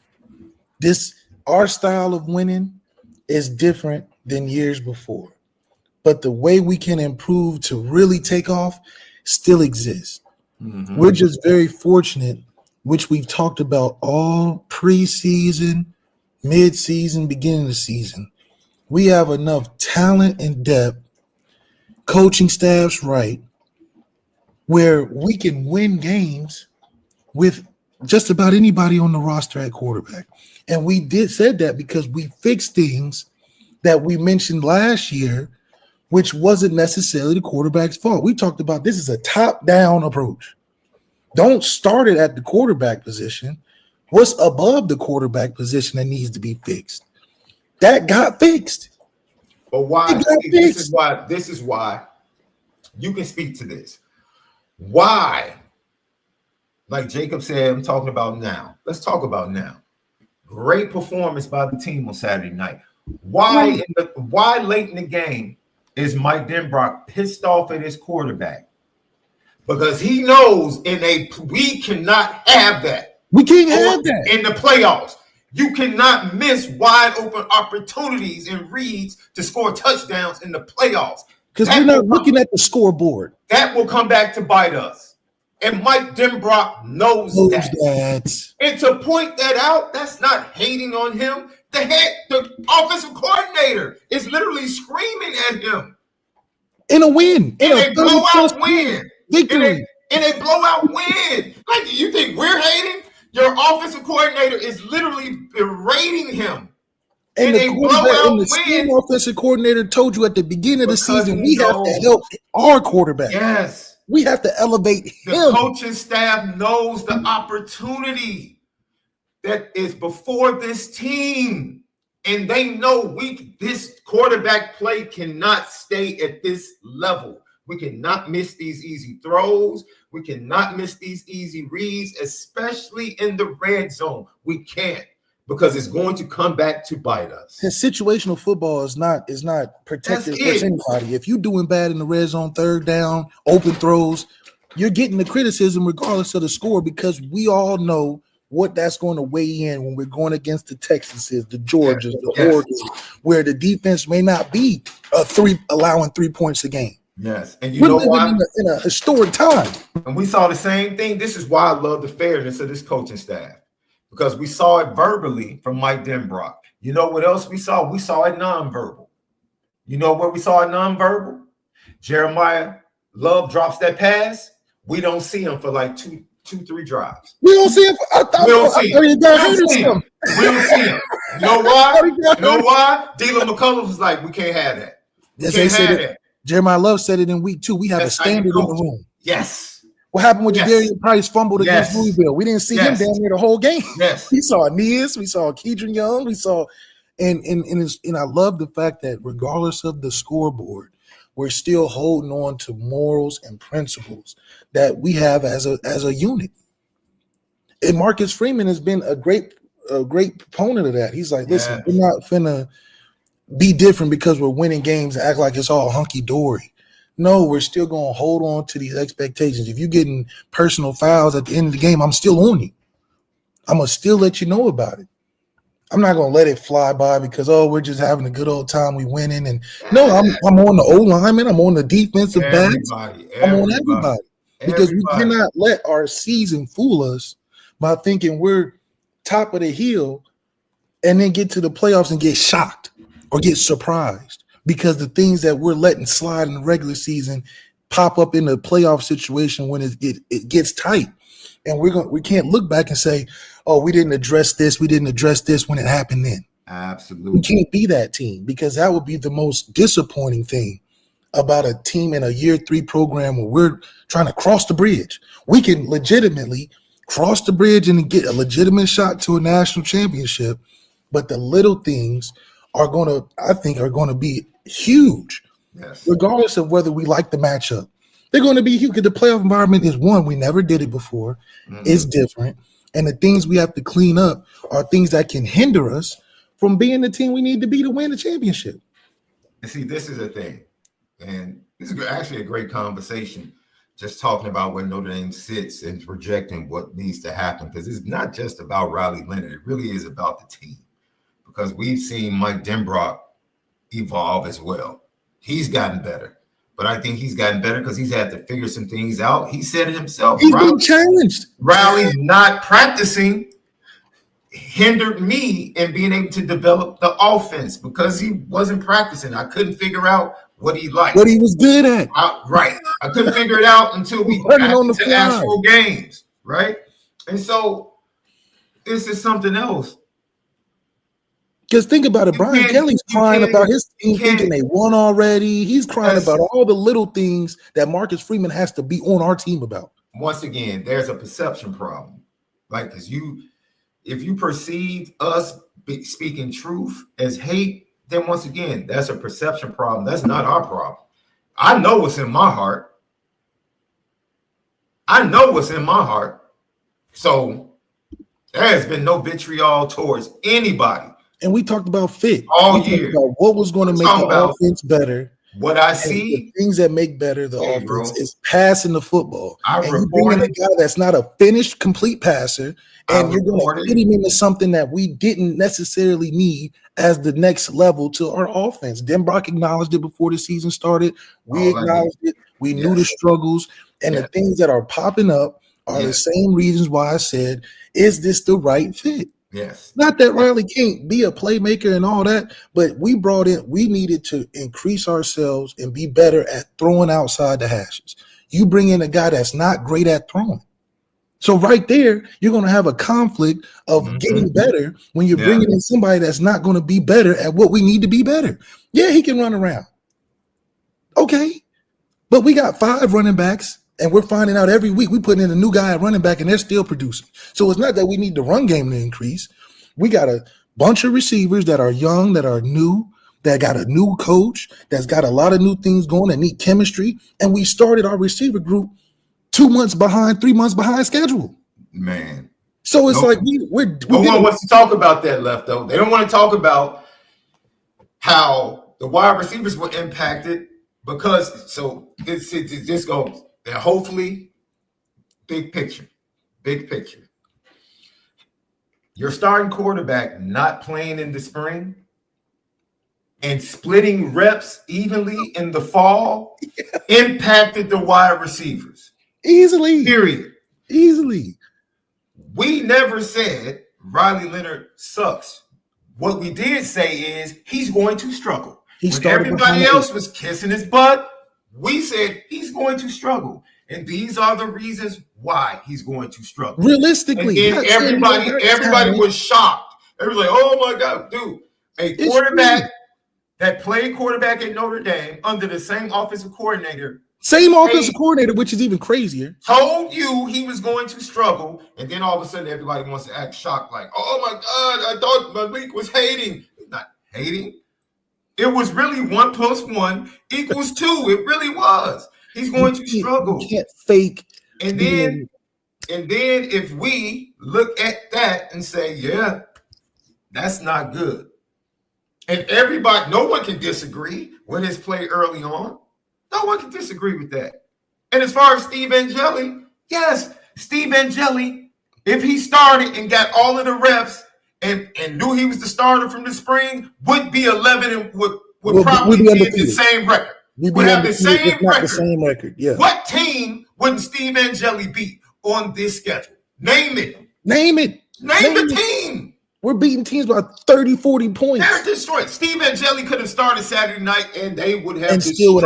They would have destroyed Florida. Probably would have scored a little faster because he was throwing dimes. He came in throwing dimes. Like, come on, what are we talking about? Destroyed them, which is why we said this season is not about the quarterback. Not about the quarterback. Not. Kenny Minchey could do the same until you get to the playoffs. Until you get to the playoffs, that's when we'll see the difference between the quarterbacks that we brought in and ones we had on the schedule. Every quarterback in that quarterback room, because what we believe to be the depth of this team is manifesting itself. What we believe as far as talent on this team has manifested itself during the regular season. Has it not, Left? 100%. And because of that,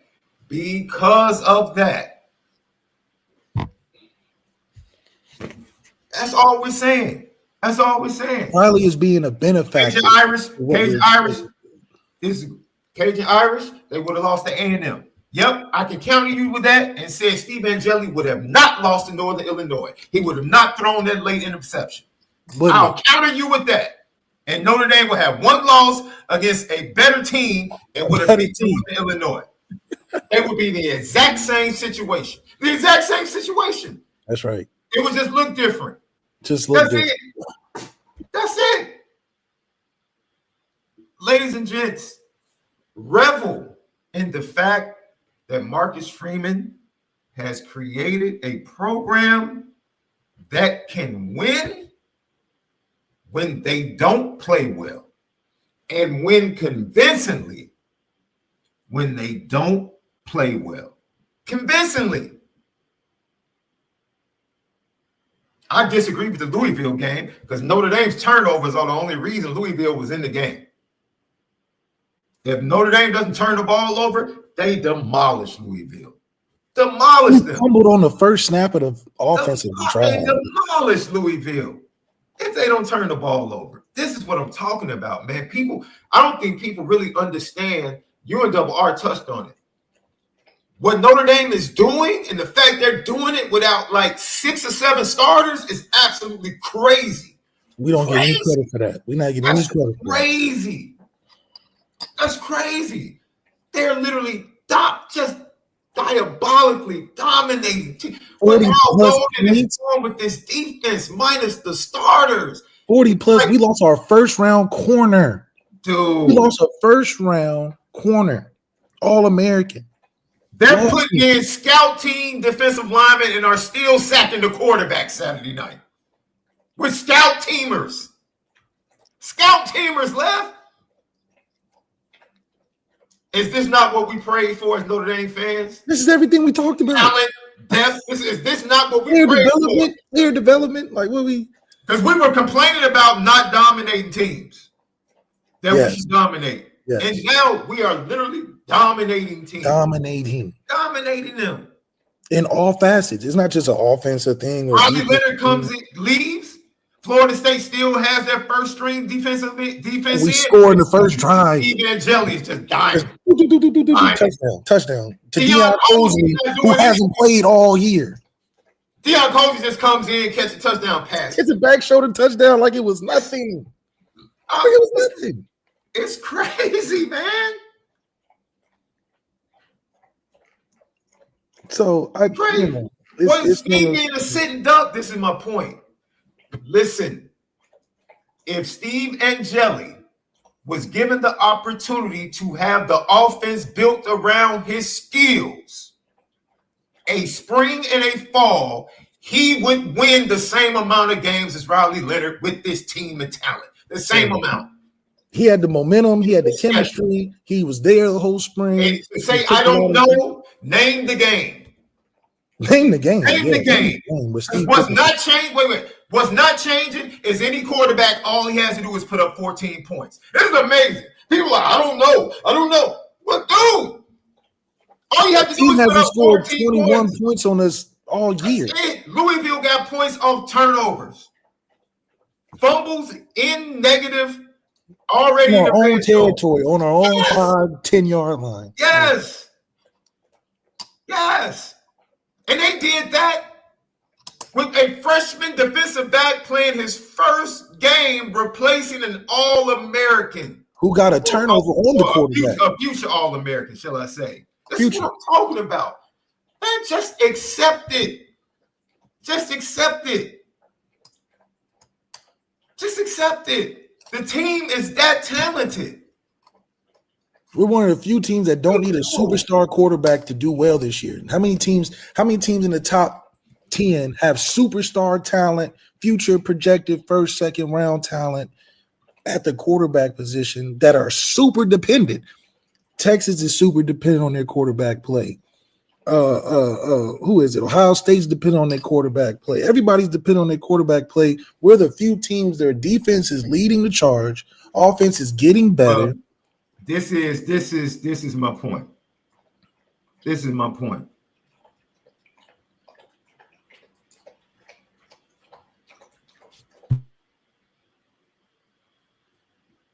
What are we talking about? He holds the ball too long. Then they would give him an offense where he gets the ball out of his hands. Adjustments. Dude, this is what people are forgetting, dude. Forget it. Y'all just want to argue. Y'all just don't want to be happy. That's what it is. Y'all just don't want to be happy. You don't want to be happy that you have a quarterback room that can win. Just period. Because of the team that's built around them. You'd rather nitpick at the next man. To elevate, you love Riley, so let's just talk about what Steve isn't. You know what Steve would do? He would win 10 to 11 games with this team in this schedule. That's what he would do. Steve's passing numbers are great before Riley got there. He was like, when he left, I said, I don't care who starts. We said that all year. We said we don't care who starts. Whoever starts, if you don't win 11 games in the regular season, it's a problem. Like we were expected to be undefeated. Able at this point with the talent on this team, every quarterback should be able to win 11 games. Every single one. Stop getting caught up in who's better. Riley's better than this person. Steve's better. We don't care who's better. We don't care. Shit, Purdue all four scored. In Purdue, all four quarterbacks scored. Now what?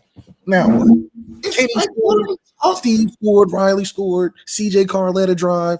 What are we talking about? So any of these quarterbacks, it just proved what other team has put in against Purdue when Oregon struggled, Ohio State struggled versus, but they didn't put their fourth string, third string quarterback in against Purdue.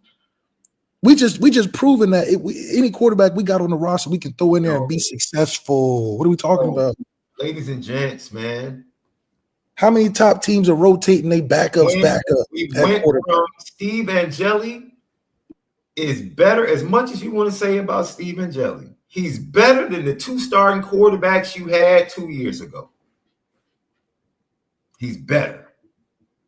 He's better than Tyler, and he's better than Drew Pine.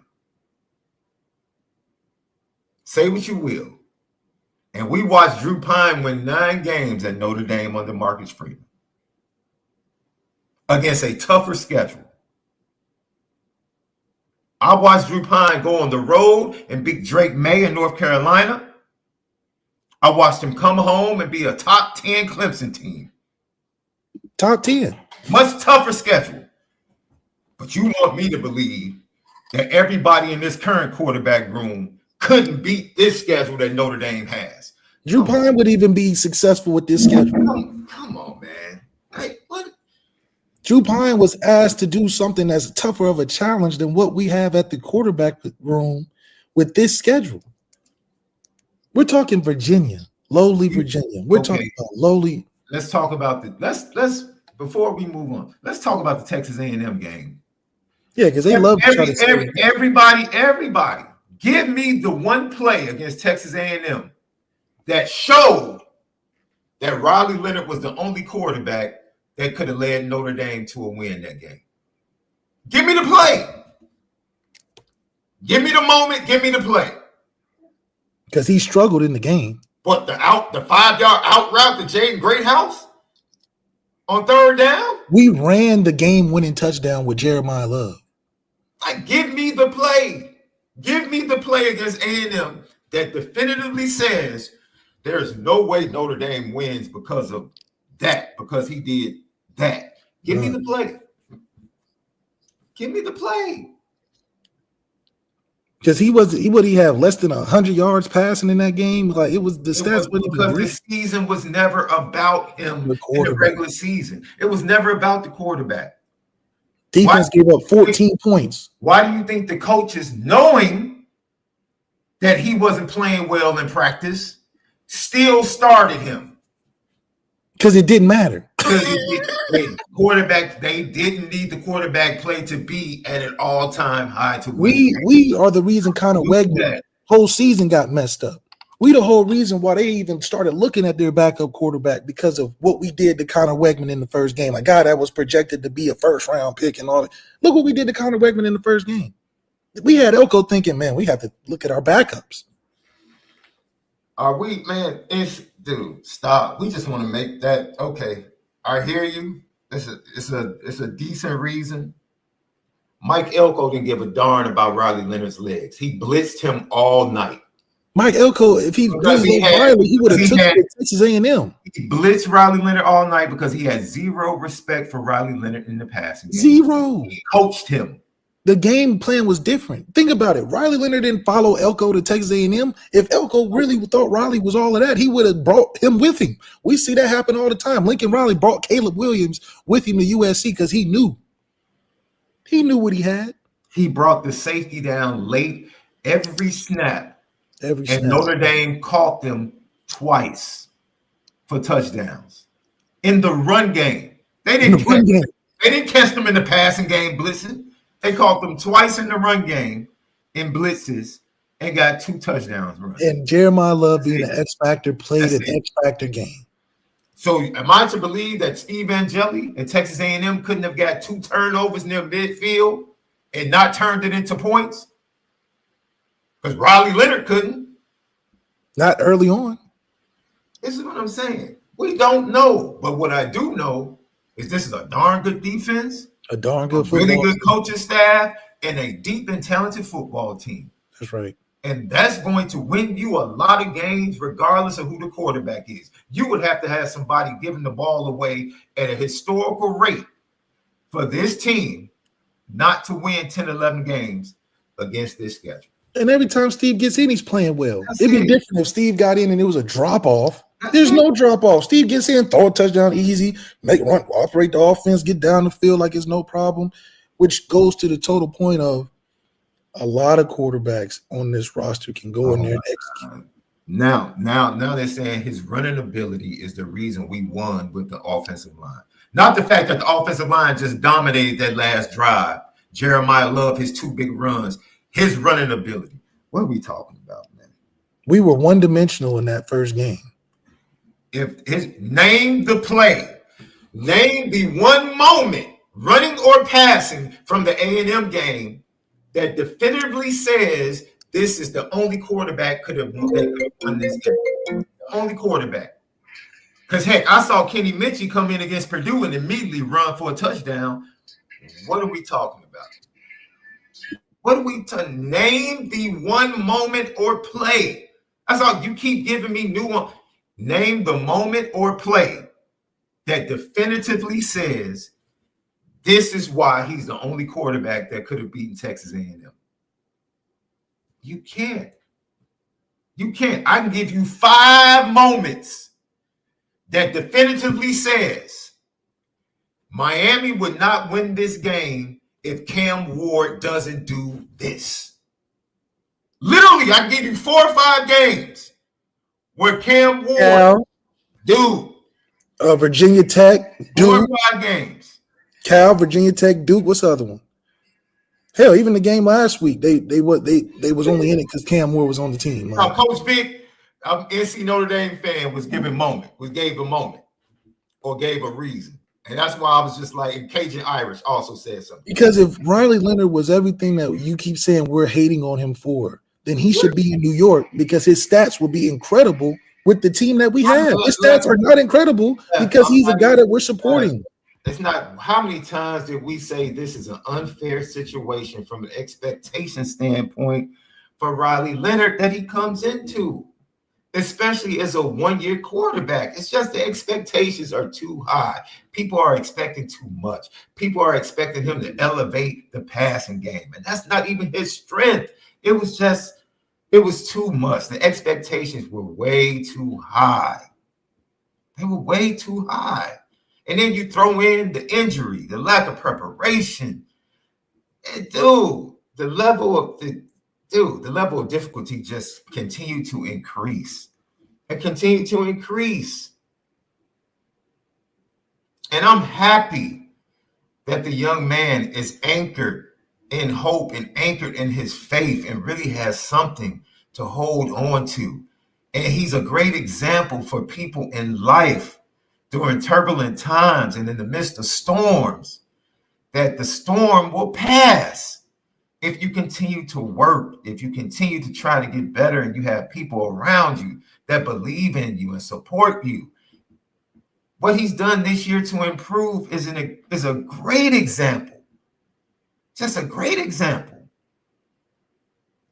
And even in saying that, in order for Notre Dame to make a playoff run, he still has room to grow. The Notre Dame offense elevating, particularly on third down, is directly correlated to the offensive line and Riley Leonard improving together. This isn't Riley Leonard just improving all on his own. No. All things have been working together. Receivers has gotten better. All things have been working together. O-line has gotten better. Yes, for this, I think they're at 61% third down conversion. They were sub 60. I think they were 7 of 15 on Saturday night. So that will drop. But prior to the Florida State game, they were like 61% third down percentage. Riley Leonard's efficiency was, absolutely fantastic.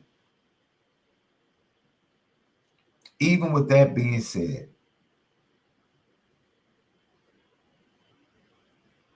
there's room to grow.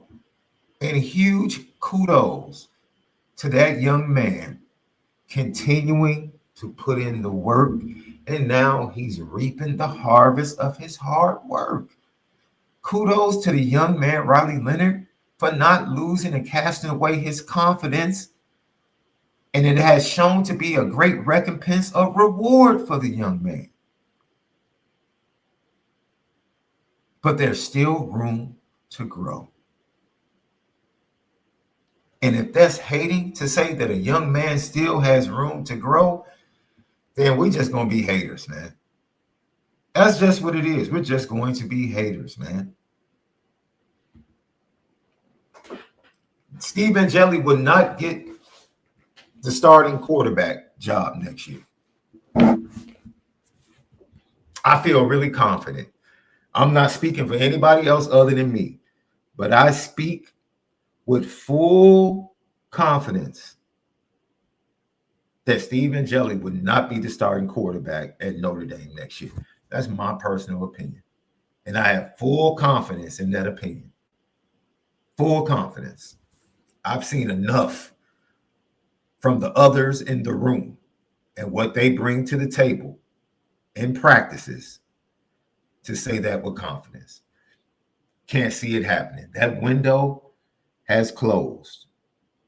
That window has closed. Jay Lamont with another super chat. Luck rate, Riley Leonard among the playoff quarterbacks. I'm just saying.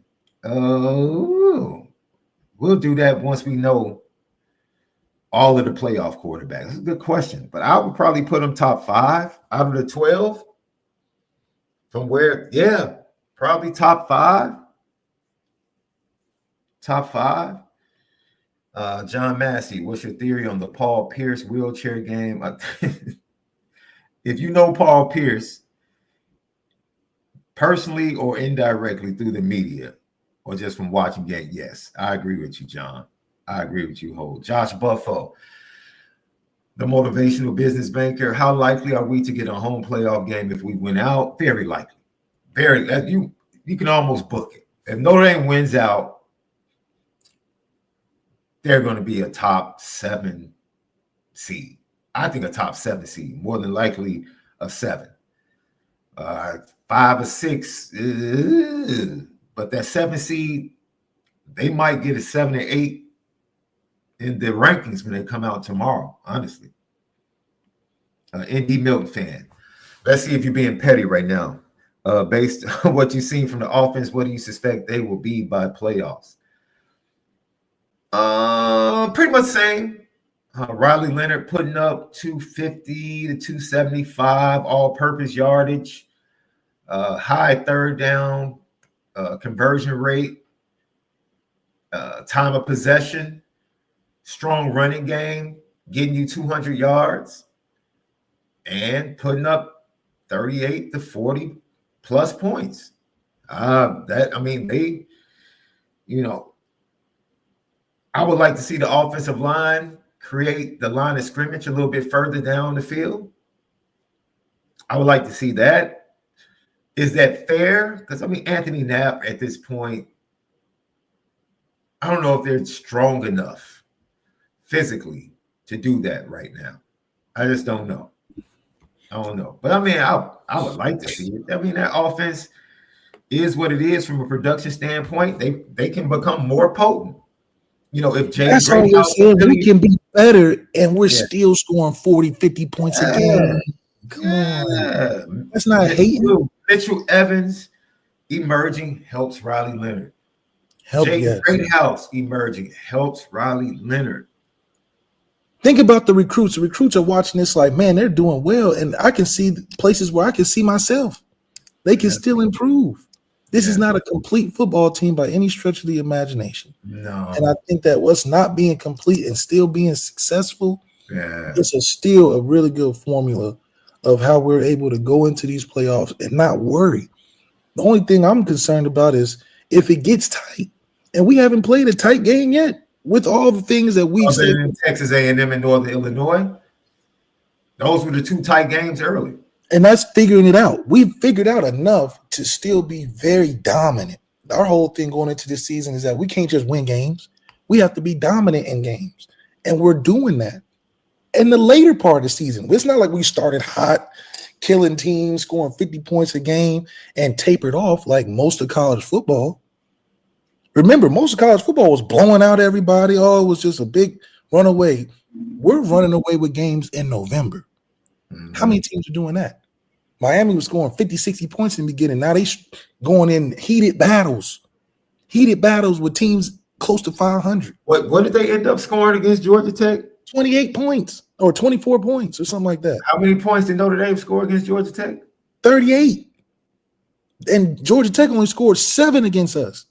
No, I think they scored 10 or 7, 1 or 2. Whatever the score. They scored less than they scored against Miami. They literally lined up and threw the ball for less than 100 yards with an injured starting quarterback playing a true freshman in certain spots and lit Miami up. But we knew that because we knew I have not seen Roosevelt or K's for Life all day in the chat. This is amazing. It's amazing. It's amazing. They love trolling us, but they didn't want to see that troll that we have for them today. And it's crazy because Miami made Georgia Tech look like a formidable team. Man. I don't know, because I think at the end of the day, what we're doing is so niche that us playing our B game, how many college football teams rank their B game is still dominant. We seen a Texas B game and lose against Georgia by 15. Yeah. We seen Ohio State B game and lose against an Oregon. We seen all these teams that are ranked above and below. The only teams that are truly impressive is IU and Oregon, and we know about IU. They just got to play Ohio State. Can I give you something that might bring that into focus even more, Left? My Fighting Illini are having a great season. Of a season. For Illinois football. Hell of a Great season. season. They about to be 9 wins. They might end up with 9 wins. Shout out to Houston Griffith, who's doing a great job recruiting as the recruiting coordinator for the Illini. They just signed a 4-star quarterback out of Florida this weekend. The Michael Clayton kid. Super excited. Illinois played a B game against Purdue and had to go to overtime. Let that sink in, ladies and gents. Let that sink in. A potential 9-win team that go to overtime against played a team a B game 66-7 against Purdue and had to beat them in overtime. Hell, Oregon almost went to the wire. Ohio State almost went to the wire. Notre Dame beat them 66-7 with 4 different starting quarterbacks and lost their best 2 offensive linemen in the first quarter of the game. Lost our 2 best defensive linemen in the same game, or defensive ends. We lost Patello and Traore in the. Traore went out of Louisville. Oh, that's right. Okay, it was game after. That was game after. Still, I'm from an Illinois fan's perspective. I'm taking off my Notre Dame hat and going to where my degree sits. Okay, my degree is speaking. They're counting that season of Illinois one of the best seasons in a long time. We are jumping for joy. Do you hear me? We might end up top 5 in the Big Ten. What? Jumping for joy. Y'all beat Michigan. Yes. Y'all beat some quality teams. Close to Penn State on the road. I mean, that's a successful season. You darn right, that's a successful season. If we can end with a win over Michigan State and Northwestern, we are jumping in the streets. Man, Green Street is going to be lit. And what we talking about, Notre Dame? We talking about playoffs. We talking about not being satisfied with 11 and 10 win, 12 win seasons. I just want people to realize that they need to be appreciative of what they're getting the chance to watch. What we witnessing? Because we're over here struggling with a B effort puts us in overtime, bro. B effort puts you in overtime. Overtime. Our B game is beating teams by 30 points. Overtime. It's crazy, man. The struggle is real. The struggle is real. Thank you for the super chat. Peony 3520. USC's curse on Chicago is complete. I see what you did. I see what you did. That Caleb is poison and was a total punk when he played against the Irish. Payback. I mean, Al Golden's masterful job against Caleb Williams, arguably worst game in college. You think it exposed him, Love? I think it exposed how good we can adjust year to year. Caleb Williams ran all over us his Heisman year. Yeah, D-Mont. Next year we put him in a box, 45-3 or something crazy. I got D-Mont, Mr. Food Lover said, Malik, can you talk about the changing of college football landscape next year with a lot of the top quarterbacks moving on? Well, this has always been the revenge of the backups, the revenge of quarterbacks trying to reestablish themselves and find who's the next guy. We were very fortunate the last 2 years where the COVID year had a lot of older quarterbacks stick around. Yeah. This year we get the fallout of the next couple of guys has been around the circuit. You're seeing the older guys have a presence at the quarterback position this year. Next year is even more raw, even more new. So to see the ups and downs of how teams have been is because quarterbacks aren't used to having this much playing time. You look at the top 10, IU's quarterback is a young guy, BYU's guy, Texas guy. I mean, you're going to see a more even landscape of competition for college football, which makes it more exciting. These schedules are not getting any easier. I mean, Florida's been through the gauntlet. They damn near played a playoff schedule.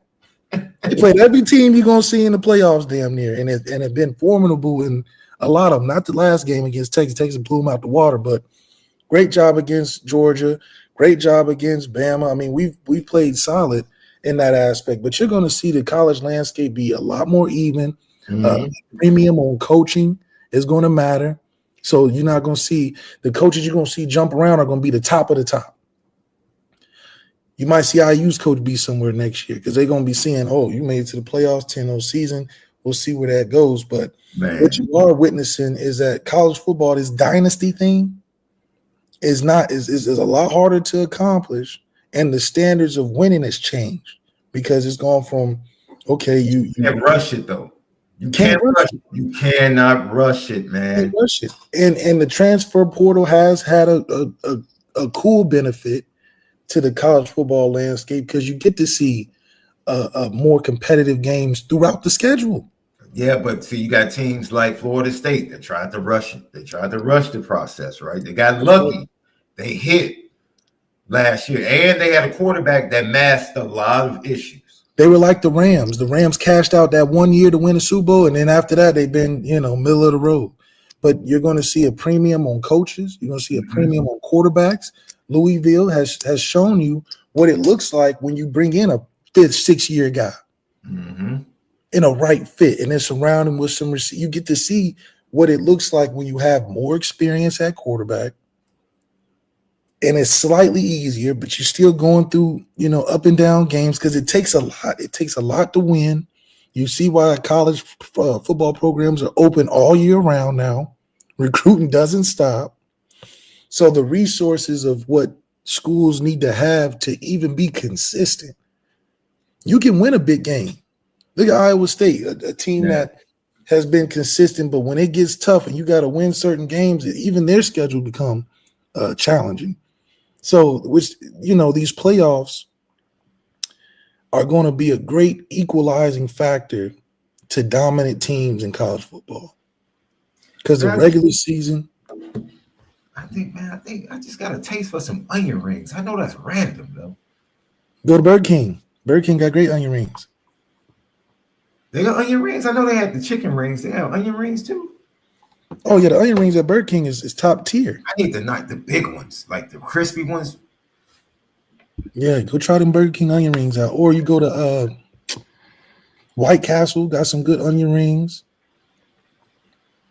Or hell, get them Funyuns, them hot Funyuns, hot flaming Funyuns. 35 with another super chat beatdown of free you.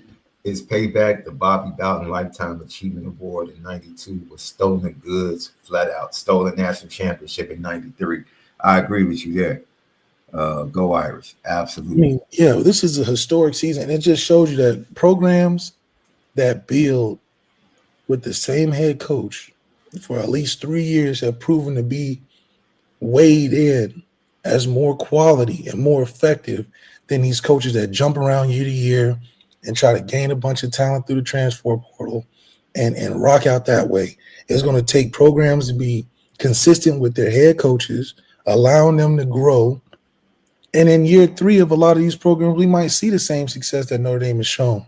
Notre Dame just worked at it. Has it been perfect? No, but what they've done in recruiting, what they've done in stacking their coaching staff, the top-down approach, I mean, it's showing that if you have a true process.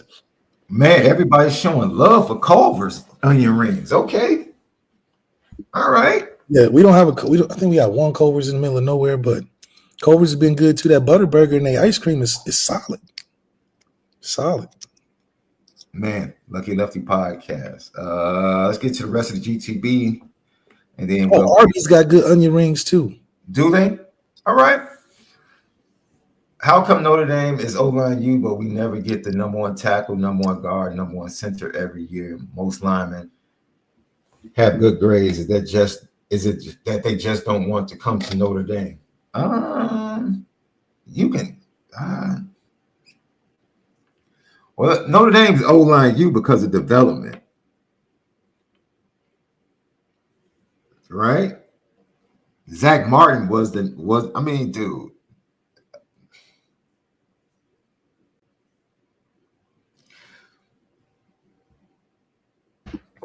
Who was the number one kid? The number one kid last year was the kid that's the left tackle for Colorado, right? Yep. Jordan Seaton from IMG. Was he the number one tackle coming out? I think tackles and O-linemen are more developed. You know, the number one, number two guys coming out of high school, I think the Jackson Cantwell kid from this year, Jackson Cantwell, he's number one. Well, first of all, let's be honest.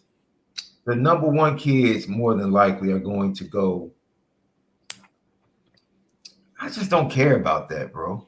Right? Notre Dame has enough credit to build who they want. I mean, let's be honest. And honestly, you have to. How can I paraphrase this? There is a difference between accepting and being part of the process and not pouting. I think the process of recruiting at Notre Dame, which includes academic performance with much more emphasis on that than other top programs, was used as an excuse by Brian Kelly. Marcus Freeman has played into it, and he has tried to impact the process of that. He has not asked Notre Dame to change who they are. He has said, if this is the process, let's try and give borderline kids a better opportunity to get your approval by doing A, B, and C. Yeah. Does that sound? Hopefully that gives you some type of insight of what's being done, right? So when I say that maybe the number one tackle, guard, center are not Notre Dame fits. Notre Dame has gotten specific on O-line recruits. They just we attract the top of the top, but you know, I think he set a good standard for we're looking for something specific. Yeah. We're looking for different skill sets, and you know, we bring in a collection of guys that we truly evaluate. Whereas we're not just saying we're picking from the top of the tree and thinking this is the best fruit. We develop based on what what is right. Now, I think what Coach Rudolph has done is been specific, but also recruited bigger size. You know, size wasn't always the number. They're definitely bigger. They're definitely bigger on the line. Rudolph has recruited the size that he learned from Wisconsin. So there's different parameters in which we're going after. It's not just saying, oh, you're the best tackle, you're the best guard, you're the best center. It's like, well, size is now factored into skill, technique, the things that we look for a Notre Dame lineman. Because once again, don't look at the number one guys coming out of high school. Look at what we're putting in the NFL after 3 or 4 years of Notre Dame O-line development. That's what matters. Right. If you make it to Notre Dame, just know, regardless of what star you are, you're going to get developed to a potential top whatever, guard, tackle, center going into the league. And then not only do that, be a starter in the league. I mean, hell, we got 3 or 4 first-round starting tackles, starting guards. We saw yesterday, as much as we talk stuff about Jared Patterson, he's starting center for the Houston Texans. And Blake played right tackle last week against the Jets.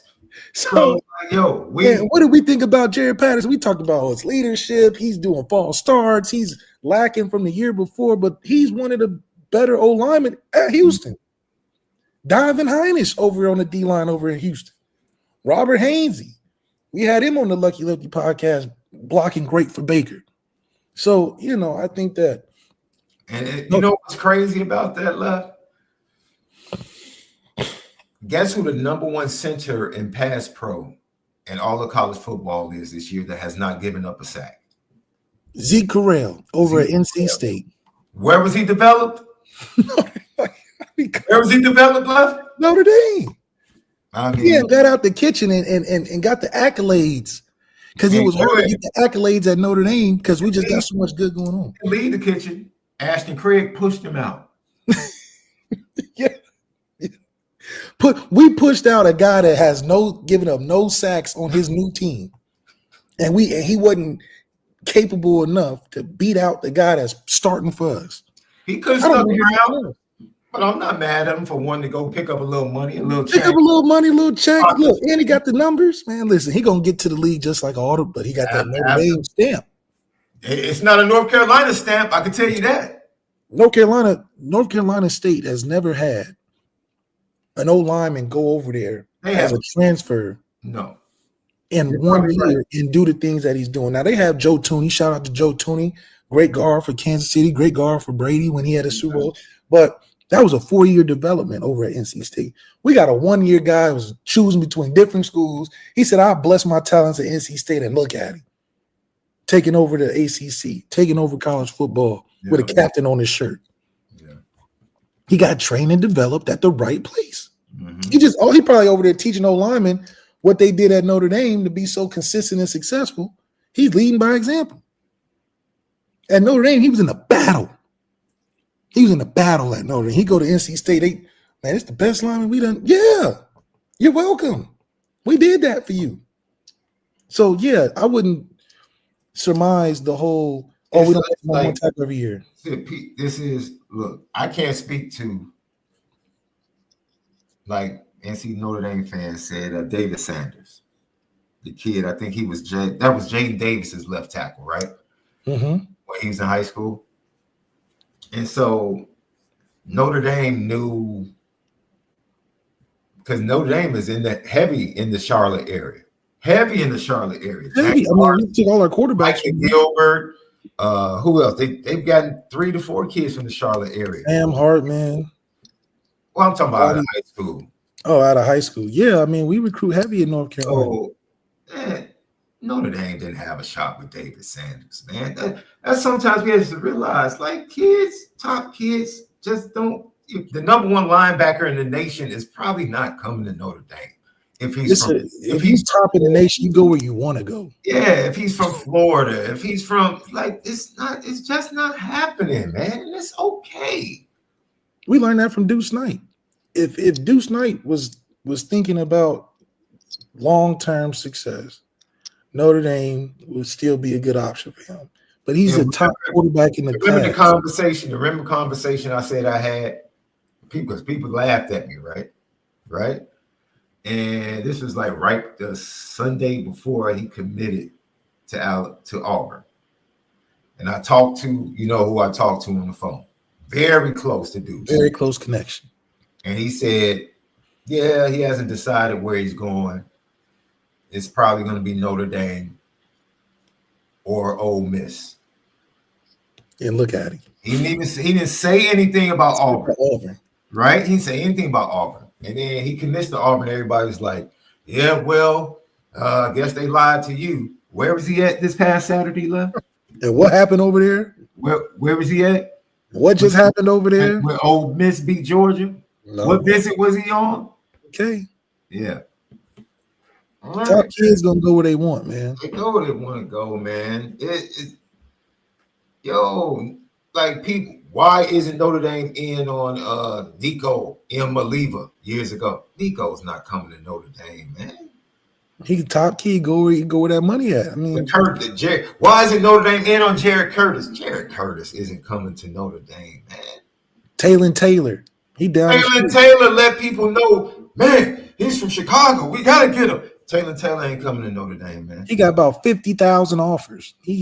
Shout out to Taylor for being up front. Like he was up front. Like, man, listen, Nah. It's not even that. We don't even have to worry about whether or not I'm a fit. Y'all don't fit me. Y'all don't fit me. Y'all don't fit me. And it works like that sometimes in recruiting. Yeah, Justin Scott said y'all don't fit me. I love Notre Dame, but y'all don't fit what I'm trying to do right now. That's okay. It really is okay, especially if you can develop at the position. We're developing. Yeah. We got like Double R said, we got a kid from Wyoming scoring a touchdown. Shout out. Here's with another super chat. We are going to see Ohio State again this year. Can Notre Dame return the favor? Notre Dame is 0-8 against Ohio State since 1936. It's time go Irish.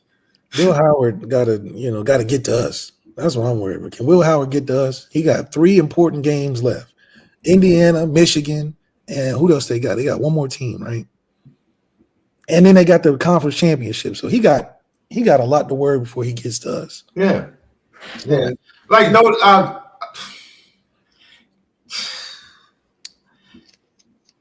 Dame's probably not going to get the number 1 running back in the nation. No. But Dylan McCullough doesn't care. Doesn't care. He'll go. He went after Richard Young. Didn't get him. All right. You got a Keedron Young, though. He got him young. He got him young. Yeah, Mike Mickens doesn't. Mike Mickens rarely goes after the number 1 overall. He'll offer him. He offers him. No, they ain't. But you can tell Mike Mickens has a process and what he's looking for. Yes. He's going for a look. He ain't going for just the number 1. He's like, I need that 6'2" and up. Yes. That long rangey guy. Yes. I mean, you can tell he got us tight. He knows exactly. He ain't just fishing for the baddest girl in school. He's like, I want that girl that's in the Spanish club. I want that girl that got that 3.0 and got a good family structure and don't like to go. Most of us, let's keep it a buck. Most of us, see, that's a good point, love. Most of us, when we're in high school, we're younger. Everybody, I'm sure, can relate to this. We're younger, left. We're starstruck. Starstruck by the cheerleader skirt. Oh yeah. Or the girl with the car, the pedigree. Mm-hmm. You know what I'm saying? The one that gets all the attention. The senior when you were a freshman. Oh, yeah, we're starstruck, right? Yeah. And then the skinny nerd that might wear some glasses. You see potential. Some baggy jeans gets overlooked by a lot of cats. Everybody overlooks them. You know what I'm saying, Left? We overlook those. Right? The one that's really smart, glasses, but she always answering the questions in class. She's just real nice. She always say hi to you, and you overlook it. Oh, that's Tabitha. She always come back for the 10-year reunion. Stone cold. And you're like, whoa, who was that? Oh, that's old girl. Can't believe it either. You be like, wait a minute, that's anime girl. That's the with the big book bag that was too big for her back. That one. See, but if you play your Mike Mickens. Mike Mickens doesn't get caught up. Mike Mickens is looking for the nerds with the glasses, the ones that are real intelligent. He's not waiting. He's not worried about stars and no. He said, "I can see her. She's on the incline. Yes, and she may not be there yet. Yeah, I'm gonna let that thing marinate. Yeah, because then when it get to the point, then she's gonna be like, well, he was always nice to me when I wasn't at my peak. Yes, I developed. See, so those are the things that when you're good at what you do. When you're good at what you do. You know what I'm saying? There's been a couple in high school where you just look past and you're like, oh, okay, whatever, you cute, whatever. And you don't give it their attention. Said, boy, you tapped into that memory, boy. It happens to all of us. We always had that high school. You're like, man, she's real cute, but I just wouldn't talk to her like that. Hey. You real, yeah, okay. Hey. I may not give you the homecoming date and the prom date asking and all that yet, but hey, listen, you stay close by now. Man. You stay close by. We gonna, I'll circle the block. It's all good. Look, It's a few that we all wish, man. If we go back, I would probably handle that a little differently. Just a little differently. I might, sit next to you at lunch a couple more times, and I wouldn't just be so quick with our conversation. I might ask you how your day was doing, So. Right. Because everybody else on the cheer. Tell the cat, hey man, leave her alone. Yeah, leave her alone. Yeah, leave her alone. Leave her alone. She ain't doing nothing to you. Yeah. Oh, yeah. You stick up for her once or twice, And Thanks. I'm telling you, the long game is where it's at, man. And that's what I like about our coaching staff, especially where Mike Mickens has set the example for, and the team has followed. Is that listen? We looking for fits and potential to develop. We don't want the most developed thing coming in because one is hard to get. But if we can find that one that's borderline, they just need a little coaching. Yes, sir. They got the physical, Yes, all sir. the traits. Yes, sir. I can see the traits. See, that was the problem back in my era. See, I can speak because I don't know. You speak to your era, left. Back in my era, it was all about the baggy jeans. So a lot got hidden. A lot gets hit. A lot gets hit. A lot gets hidden. The baggy clothes is in now. I mean, they 3X pants and all types of. Yes, I grew up in the baggy jean era. So, you know, it's like, man, then the era's changed. 10 years down the line, they come back in the skinny jeans. It's like yoga pants and all of that craze. You like, right? And you're like, wait a minute. I thought you was. Oh no, you work out after school. Okay, I see. Yeah. Okay, I didn't know. I thought you went home and studied. You out there really working. You know, your mom was just on you because she probably knew and tried to hide the fact. Oh man. And then you can kind of get lulled to sleep if you come from the inner city or the south side. You get lulled to sleep because you just walk around the neighborhood. It becomes normalization to you. Like, that's right. You know what I'm saying? Okay. And so you lose respect for the ones that need development, that need time, right? Because you're so used to it being readily available. Yeah. You too. In your eyes, that you have no respect for those that are still ascending. See, that's what you're talking about. Mike Mickens likes those that are still ascending. You know? Yeah, we some of the ones. Look, you lose your braces your sophomore year, and you put contacts your junior year. Immaturity will have you falling in love with cats that are like getting ready to level off early. Yeah, getting ready to level off early.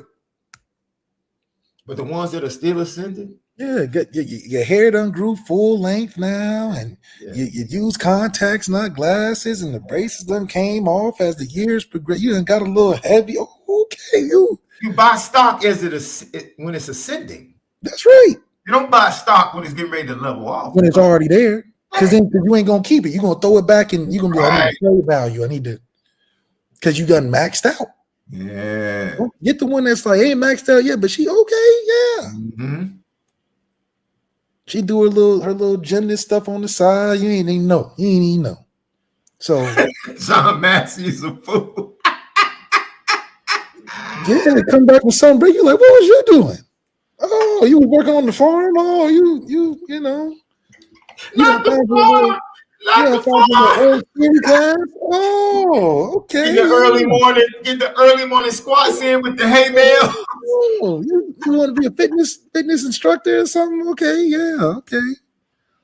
And I'm trying to tell you, but the potential that Mike Mickens finds is beautiful. Now the story's even better.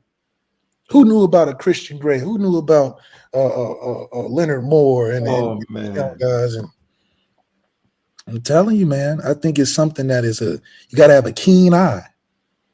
You are crazy, Left. That's all. And Denver got a keen eye too. Denver got a keen eye. You are a fool, bro. I just want to let you know you are. John Massey said, "Come back for looking crazy. Like, what the hell was you? Oh, that's why we didn't hear from you. You was heading the gym. Oh man, you on that little workout machine. You do the ins and outs and stuff. Oh, you was dedicated. Yeah, only the goofies commit first quarter or first semester of freshman year in college. Oh, you don't know. You don't cuff as soon as you get to college. No. Let that thing breathe. Yeah, let that thing breathe. Let it breathe, because you get too hasty. Where it travels there. Now you Weezy said, let the beat build, boy. Let the beat build. You know, even when you're younger, you want to get to the club when you're 16, 17. Now when you couldn't talk to nobody, and then you 22, 23. Now I'm over the club. Wait, you just got ready to.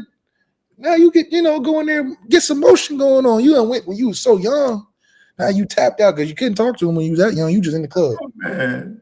Now you 23, 24, talking about you don't want to go. I'm going because now I'm the chat, man. You guys have been fabulous today, man. I love Notre Dame fans. They are the best. Yeah. Marcus Freeman, this is what he had to say about the game.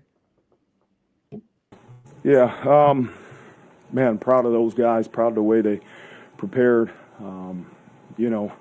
As you watch film, man, you're going against a talented group.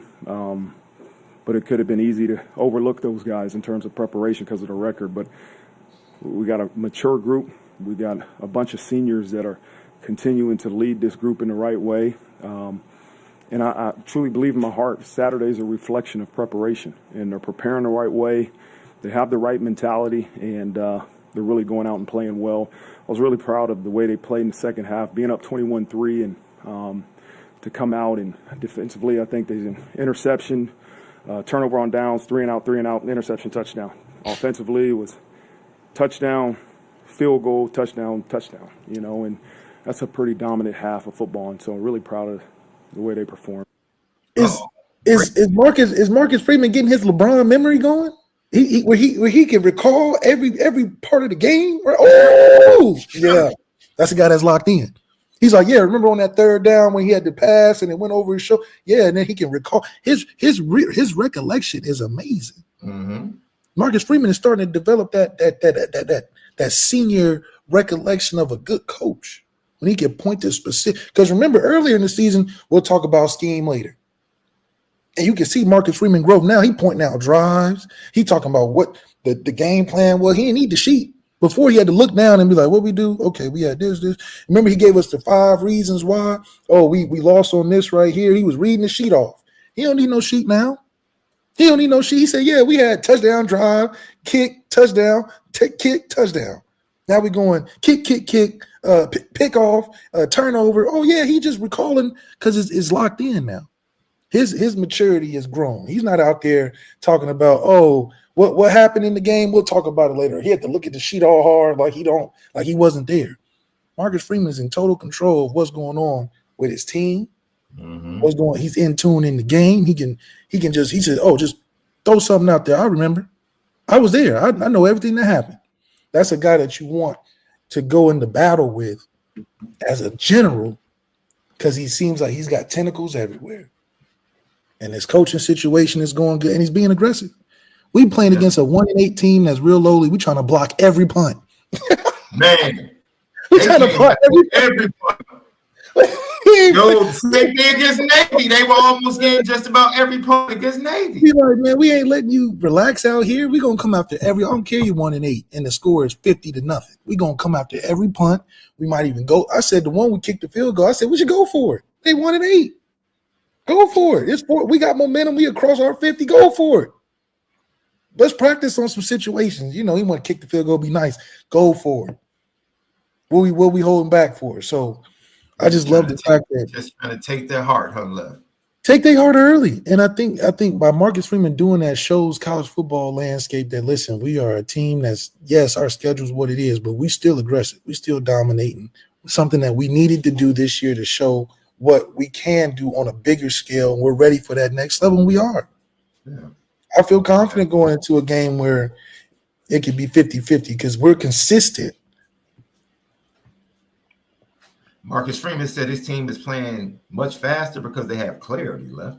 I don't think we did anything out of the ordinary. You know, I think our guys are playing with clarity. You know, some of the rush lanes, some of the different stunts we're doing, they're playing with clarity, which equals velocity. That's what we talk about all the time. Clarity equals velocity. And, you know, when guys are really understanding what to expect, which way the slide's coming, hey, how do I want to tech this guy in protection, you see some good things happen. But, you know, 2 great teams and great coaches, you're not going to just out-scheme them. You know, we got to make sure we give our guys a chance to play fast, and that's what you saw today. You kind of alluded to it, but the score at the end of the half and then taking advantage of the interception in the second half, those 2 touchdowns kind of effectively put it out of reach, 25-point game at that point. How big was it to kind of capitalize in those unique situations? Yeah, I think, you know, you say it all the time as a coach, but your players got to believe it that you can't look at the score. And, you know, it's a privilege to play for this place. And I told them go out in the second half and play like that. Play like it's a privilege to play for this university, to play for this football program. And if you do that, you'll play the way we played in the second half. And so probably didn't say, I mean, I probably should say, like, our crowd was really special. It's a little different, man, a night game in Notre Dame Stadium. No matter who the opponent is, no matter what the record was. I mean, it was electric out there tonight, and so special shout-out to our crowd, too. It's a thing of, like, our recipes got better. right? When we first started cooking, it was some things missing. We need to add a little bit, pinch here, a tablespoon there. It could have used some butter, not olive oil, so we figuring it out. Now we in the kitchen, we don't even need the recipe book. We done put that thing up in the cabinet, said, I'm good, I got it off of the memory. I know specifically what needs to be added, what ingredients we need off of the top. And it's showing because now, like he said, the rush lanes got better. We're not running past people. We tackling the ball behind the line. We're making open field tackles. All the things that we struggled with, we're now seeming to be off of the top. Now we flying around. And it's affected the younger guys. You got guys like Kenny Urlacher coming in, making plays.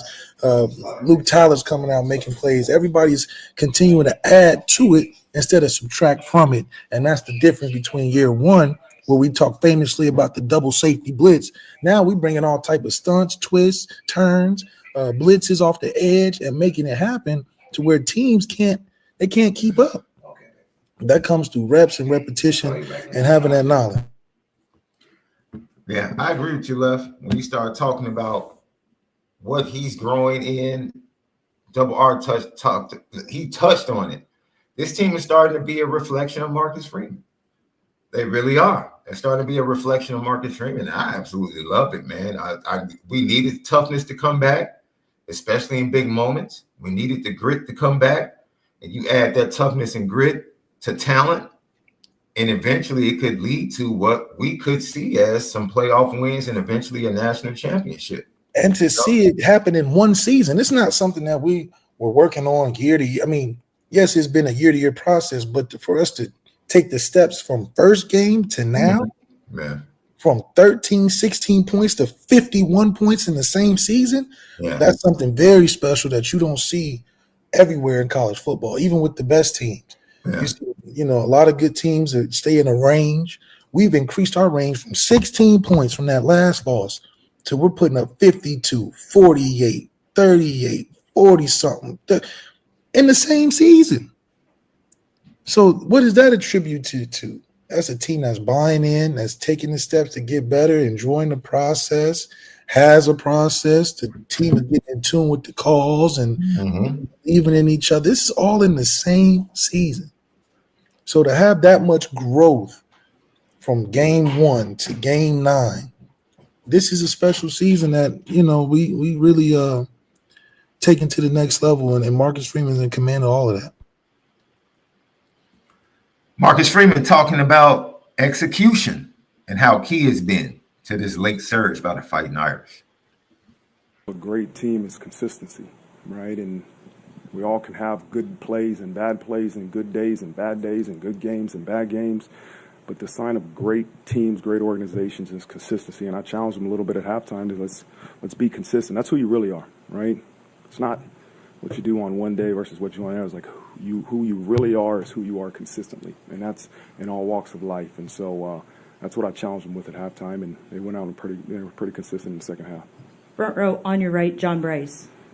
Hey, Marcus, you referenced in your opening comments about the maturity of this team. What are the ways over the course of the week leading into Saturday that you're seeing that maturity that maybe gives you a peace of mind that they're preparing the way you want? Yeah, I think it starts with the captains. And, I meet with the captains once a week and sometimes twice a week. And, this week we met on Monday and they said, hey, Coach, we want to say something to the team about how important this final 4 stretches, but this one, right, is, we know we have 4 guaranteed, but this one.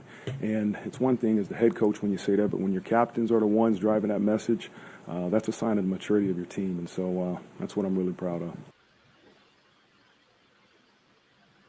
Hey, when the team starts talking to themselves and volunteering the time to go and approach the team to refocus, and it doesn't come from the staff, so you got a team that's ready to win.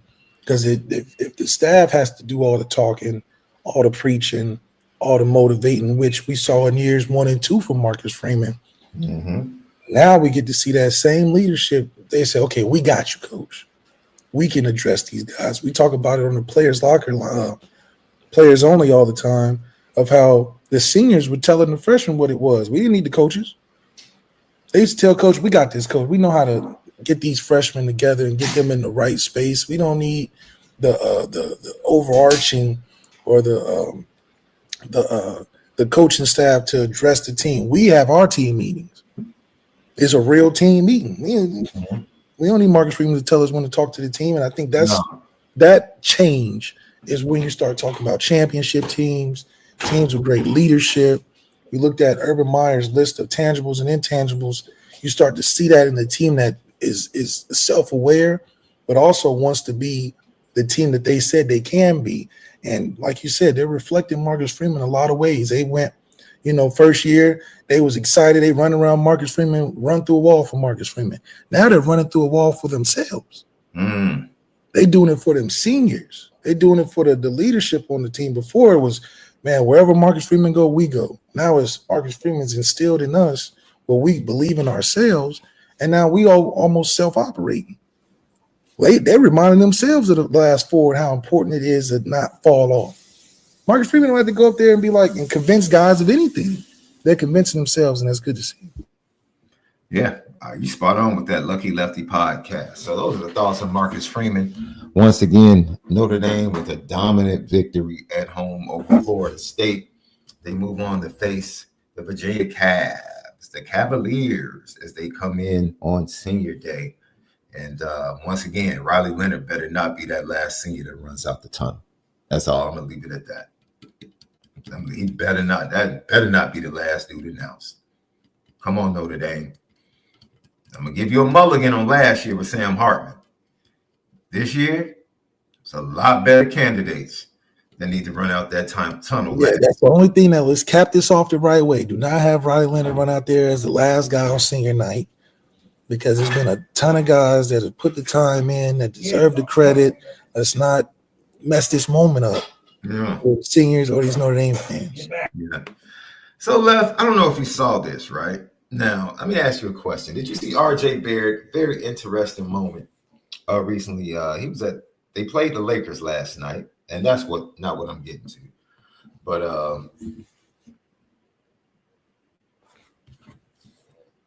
want to get the name correct. He's played the Lakers last night, and he hits a bucket, 3-point play, and he turns around to say something to the fans in the stands, and he's looking at one of the stars of Game of Thrones.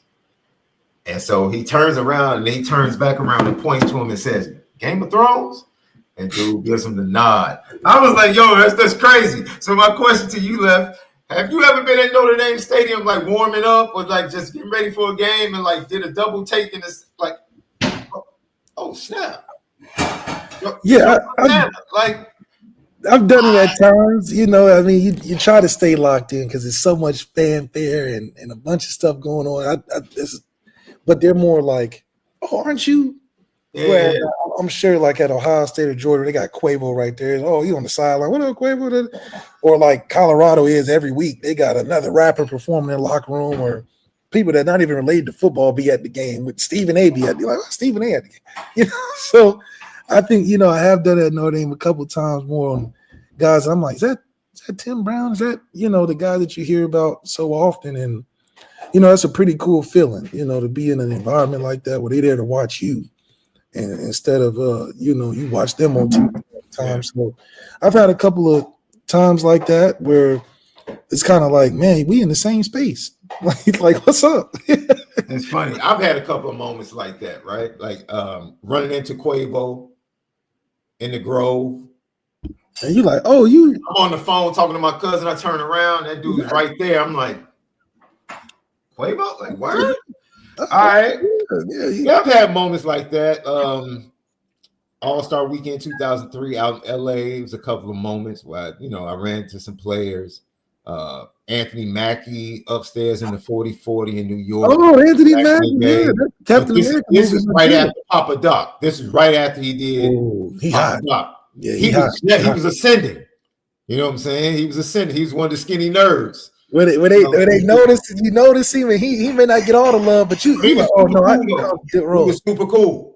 He was super cool with the double take. See, that's what I love when cats recognize that you recognize them, and they cool about it. And they cool about it, right? They don't get real uptight with it. I got punched in my chest this weekend though.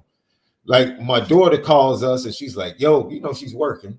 She's doing the thing. She's hustling. She's like, yo, I was an extra in this scene, and I just, met Courtney B. Vance and took a picture from him. So, Courtney B. Vance is from Chicago, like well-known cat from Chicago. Yeah, That's one of the things. But, in my life, he's well known for something else. I'm about to get to it. He's well known for something else in my life. So, she's on the phone with my wife, and my wife was like, "Oh my God!" Like, she's like, "Sean, guess who I just took a picture with?" Like, who? Like Courtney B. Vance. She was like, "Isn't that exciting?" I'm like, "Man, was Angela with him?" And my wife hit me dead in the chest, bro. I was like, "Hey, man, that's nice." Hey, that's a good question to ask.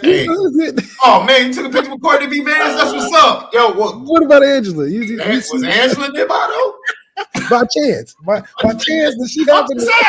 I'm just asking. I want to paint the picture for me. Paint the picture. I just want to know who was in there. You didn't want to miss nobody in the picture. You're talking about one person. I just had to check. Paint the picture for me.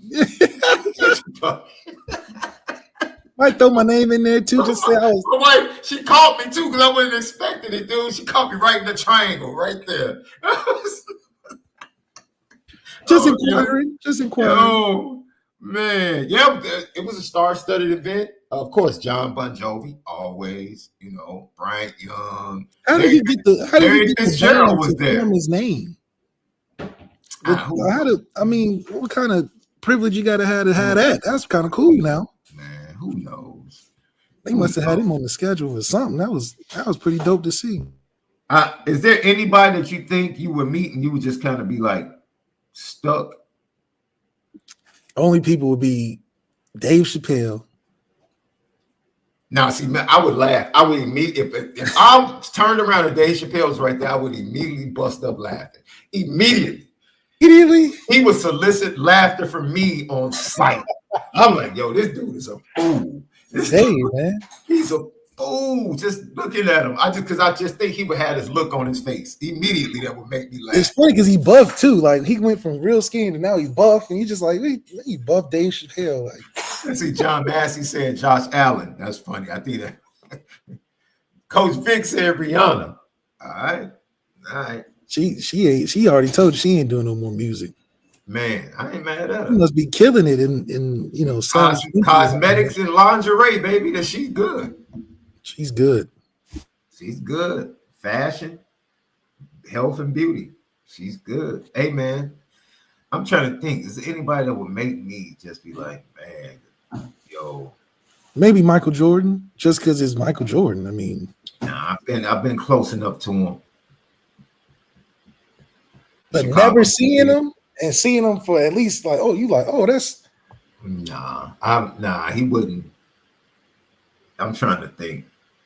Kanye. I think one person, Jay. Jay, I would just be interested in seeing how I would act. I would be interested. I think I have an idea, but I think I would be interested in how I would act. Like if I just turned around and Jay was right there. You bumped into him or something. You was like, "Oh, what's up, Jay?" Do I say what's up? Yeah. How am I gonna handle it? Like, do I say, "Yo, what's up, ho?" Or like, am I gonna call him Jay? Am I gonna call him ho? Yeah, call him. Like, what does he like to be called? Does he get called Jay? Let's say, "What's up, what's up, Jigga?" Or yo, I'm Sean too. What's up? Straight up. What's the interaction? I think meeting 50 would be cool. Meeting 50 would be cool because I feel like 50 would try to say a joke or something. I think that'll be cool. NC Notre Dame fan, Michael Jackson and Obama. And then he said, NC Notre Dame fan also said Jesus. Let me tell you something. I would not be stuck with Jesus. I got questions. Hey, I got a bunch of questions. I got questions. You got time? You got 2 fish and 5 loaves. We can sit, have lunch. You're sitting there having lunch. We gotta talk, man. Yeah. It's straight business with you. We got a lot of things to talk about. I got questions, and I hope you got answers. I have plenty of questions. You said you all knowing, right? Okay, let's go ahead and handle this.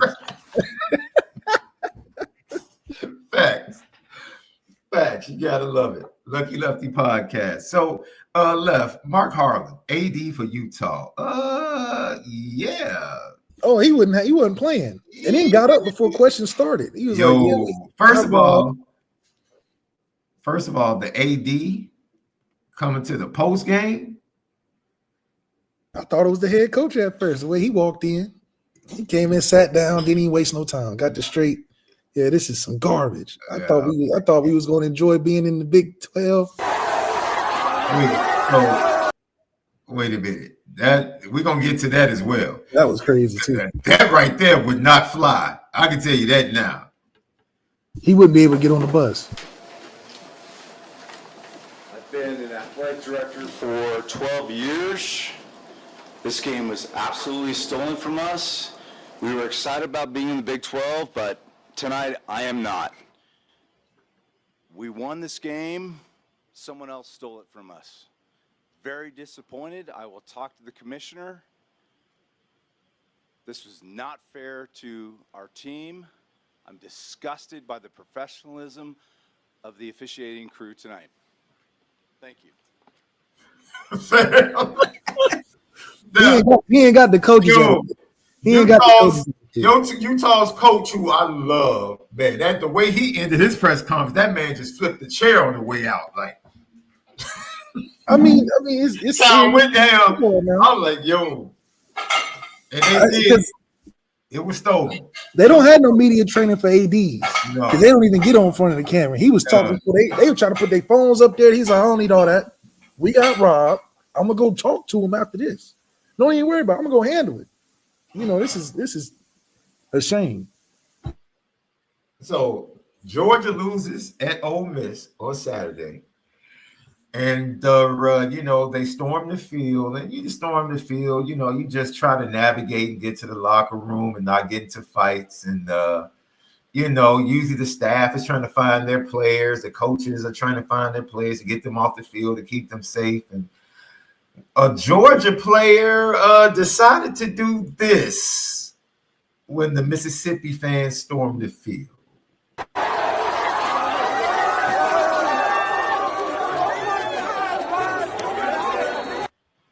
My man was celebrating with Ole Miss fans on the field. Left, let me tell you. Jumping up and down, no. There will be a conversation in the locker room. Forget the coaches.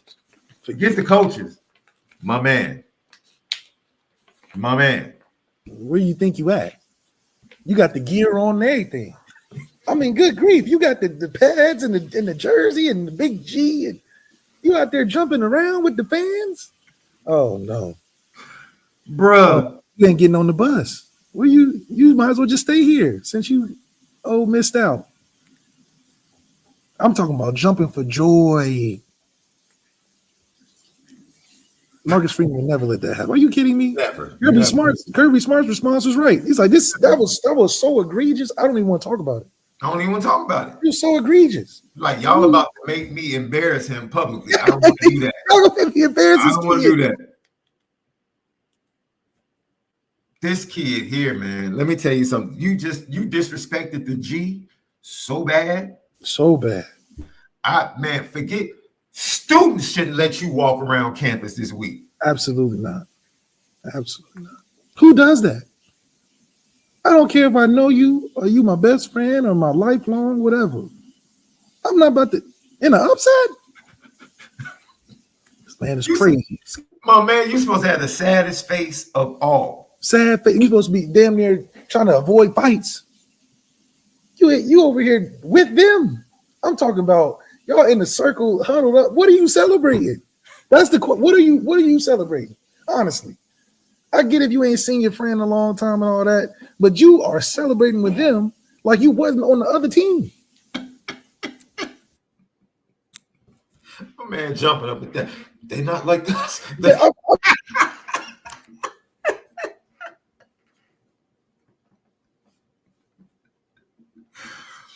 Bro, that's embarrassing on so many levels, man.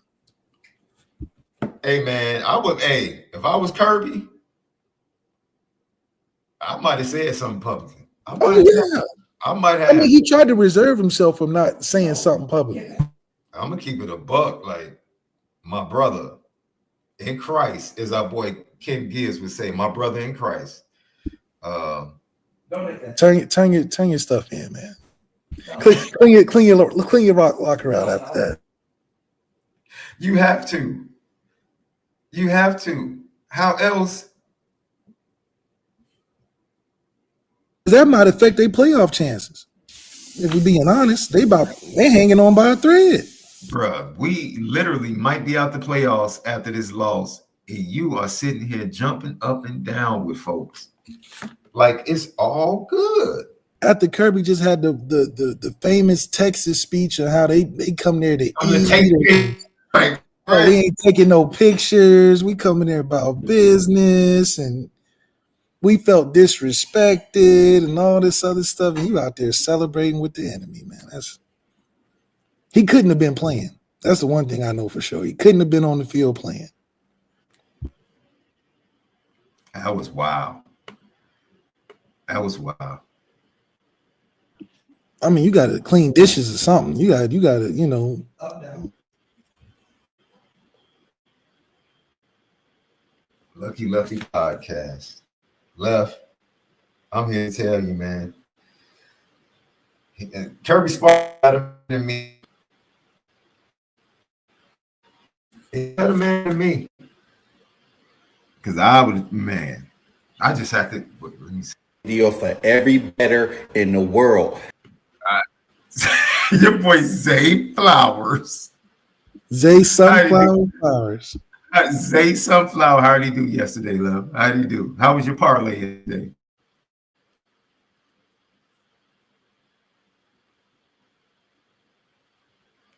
Let's hear from Kirby. I mean, just stupid.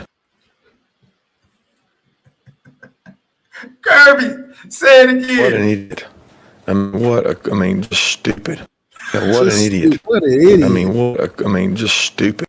This man called him an idiot. An idiot. Because what kind of nonsense? I mean, that's beyond crazy. The fact he got to address it after the game is that's how you know it was big.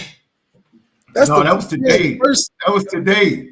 Probably the first question he got was, "What you think about your own teammate, your own team member? What you think about that? Forget talk about the game. What you think about that? Idiot. How stupid." Lefty podcast. If he calling you an idiot in the press conference, just imagine the conversation in the office. In the office? He probably called you up. He ain't let you get settled in. He probably called you and said, Come on upstairs, man. Let me talk to you, man. No, I had one of the GAs take his jersey. Like you don't need to see me. There's no need to even see me. You already know what it is. I need to talk to coach. No, you don't. No, you don't. What? You can't even make it to coach right now. No. You can't even make it to coach. About what? No, we're good. We good on that. He had to. I agree with Cajun Irish. He must have had that parlay in against his team. You know. That's what he's jumping up and down. He must have had the parlay against. He said, "We won. I hit." No. I can't think of any other reason. You must have had a parlay against your own team. Lucky podcast. Hey man, we'll see you guys tomorrow. We're here from Notre Dame players, more from Marcus Freeman from today's press conference in preparation for Virginia. We'll turn the page and start looking at the Cavaliers and I guess what challenges they might present to Notre Dame.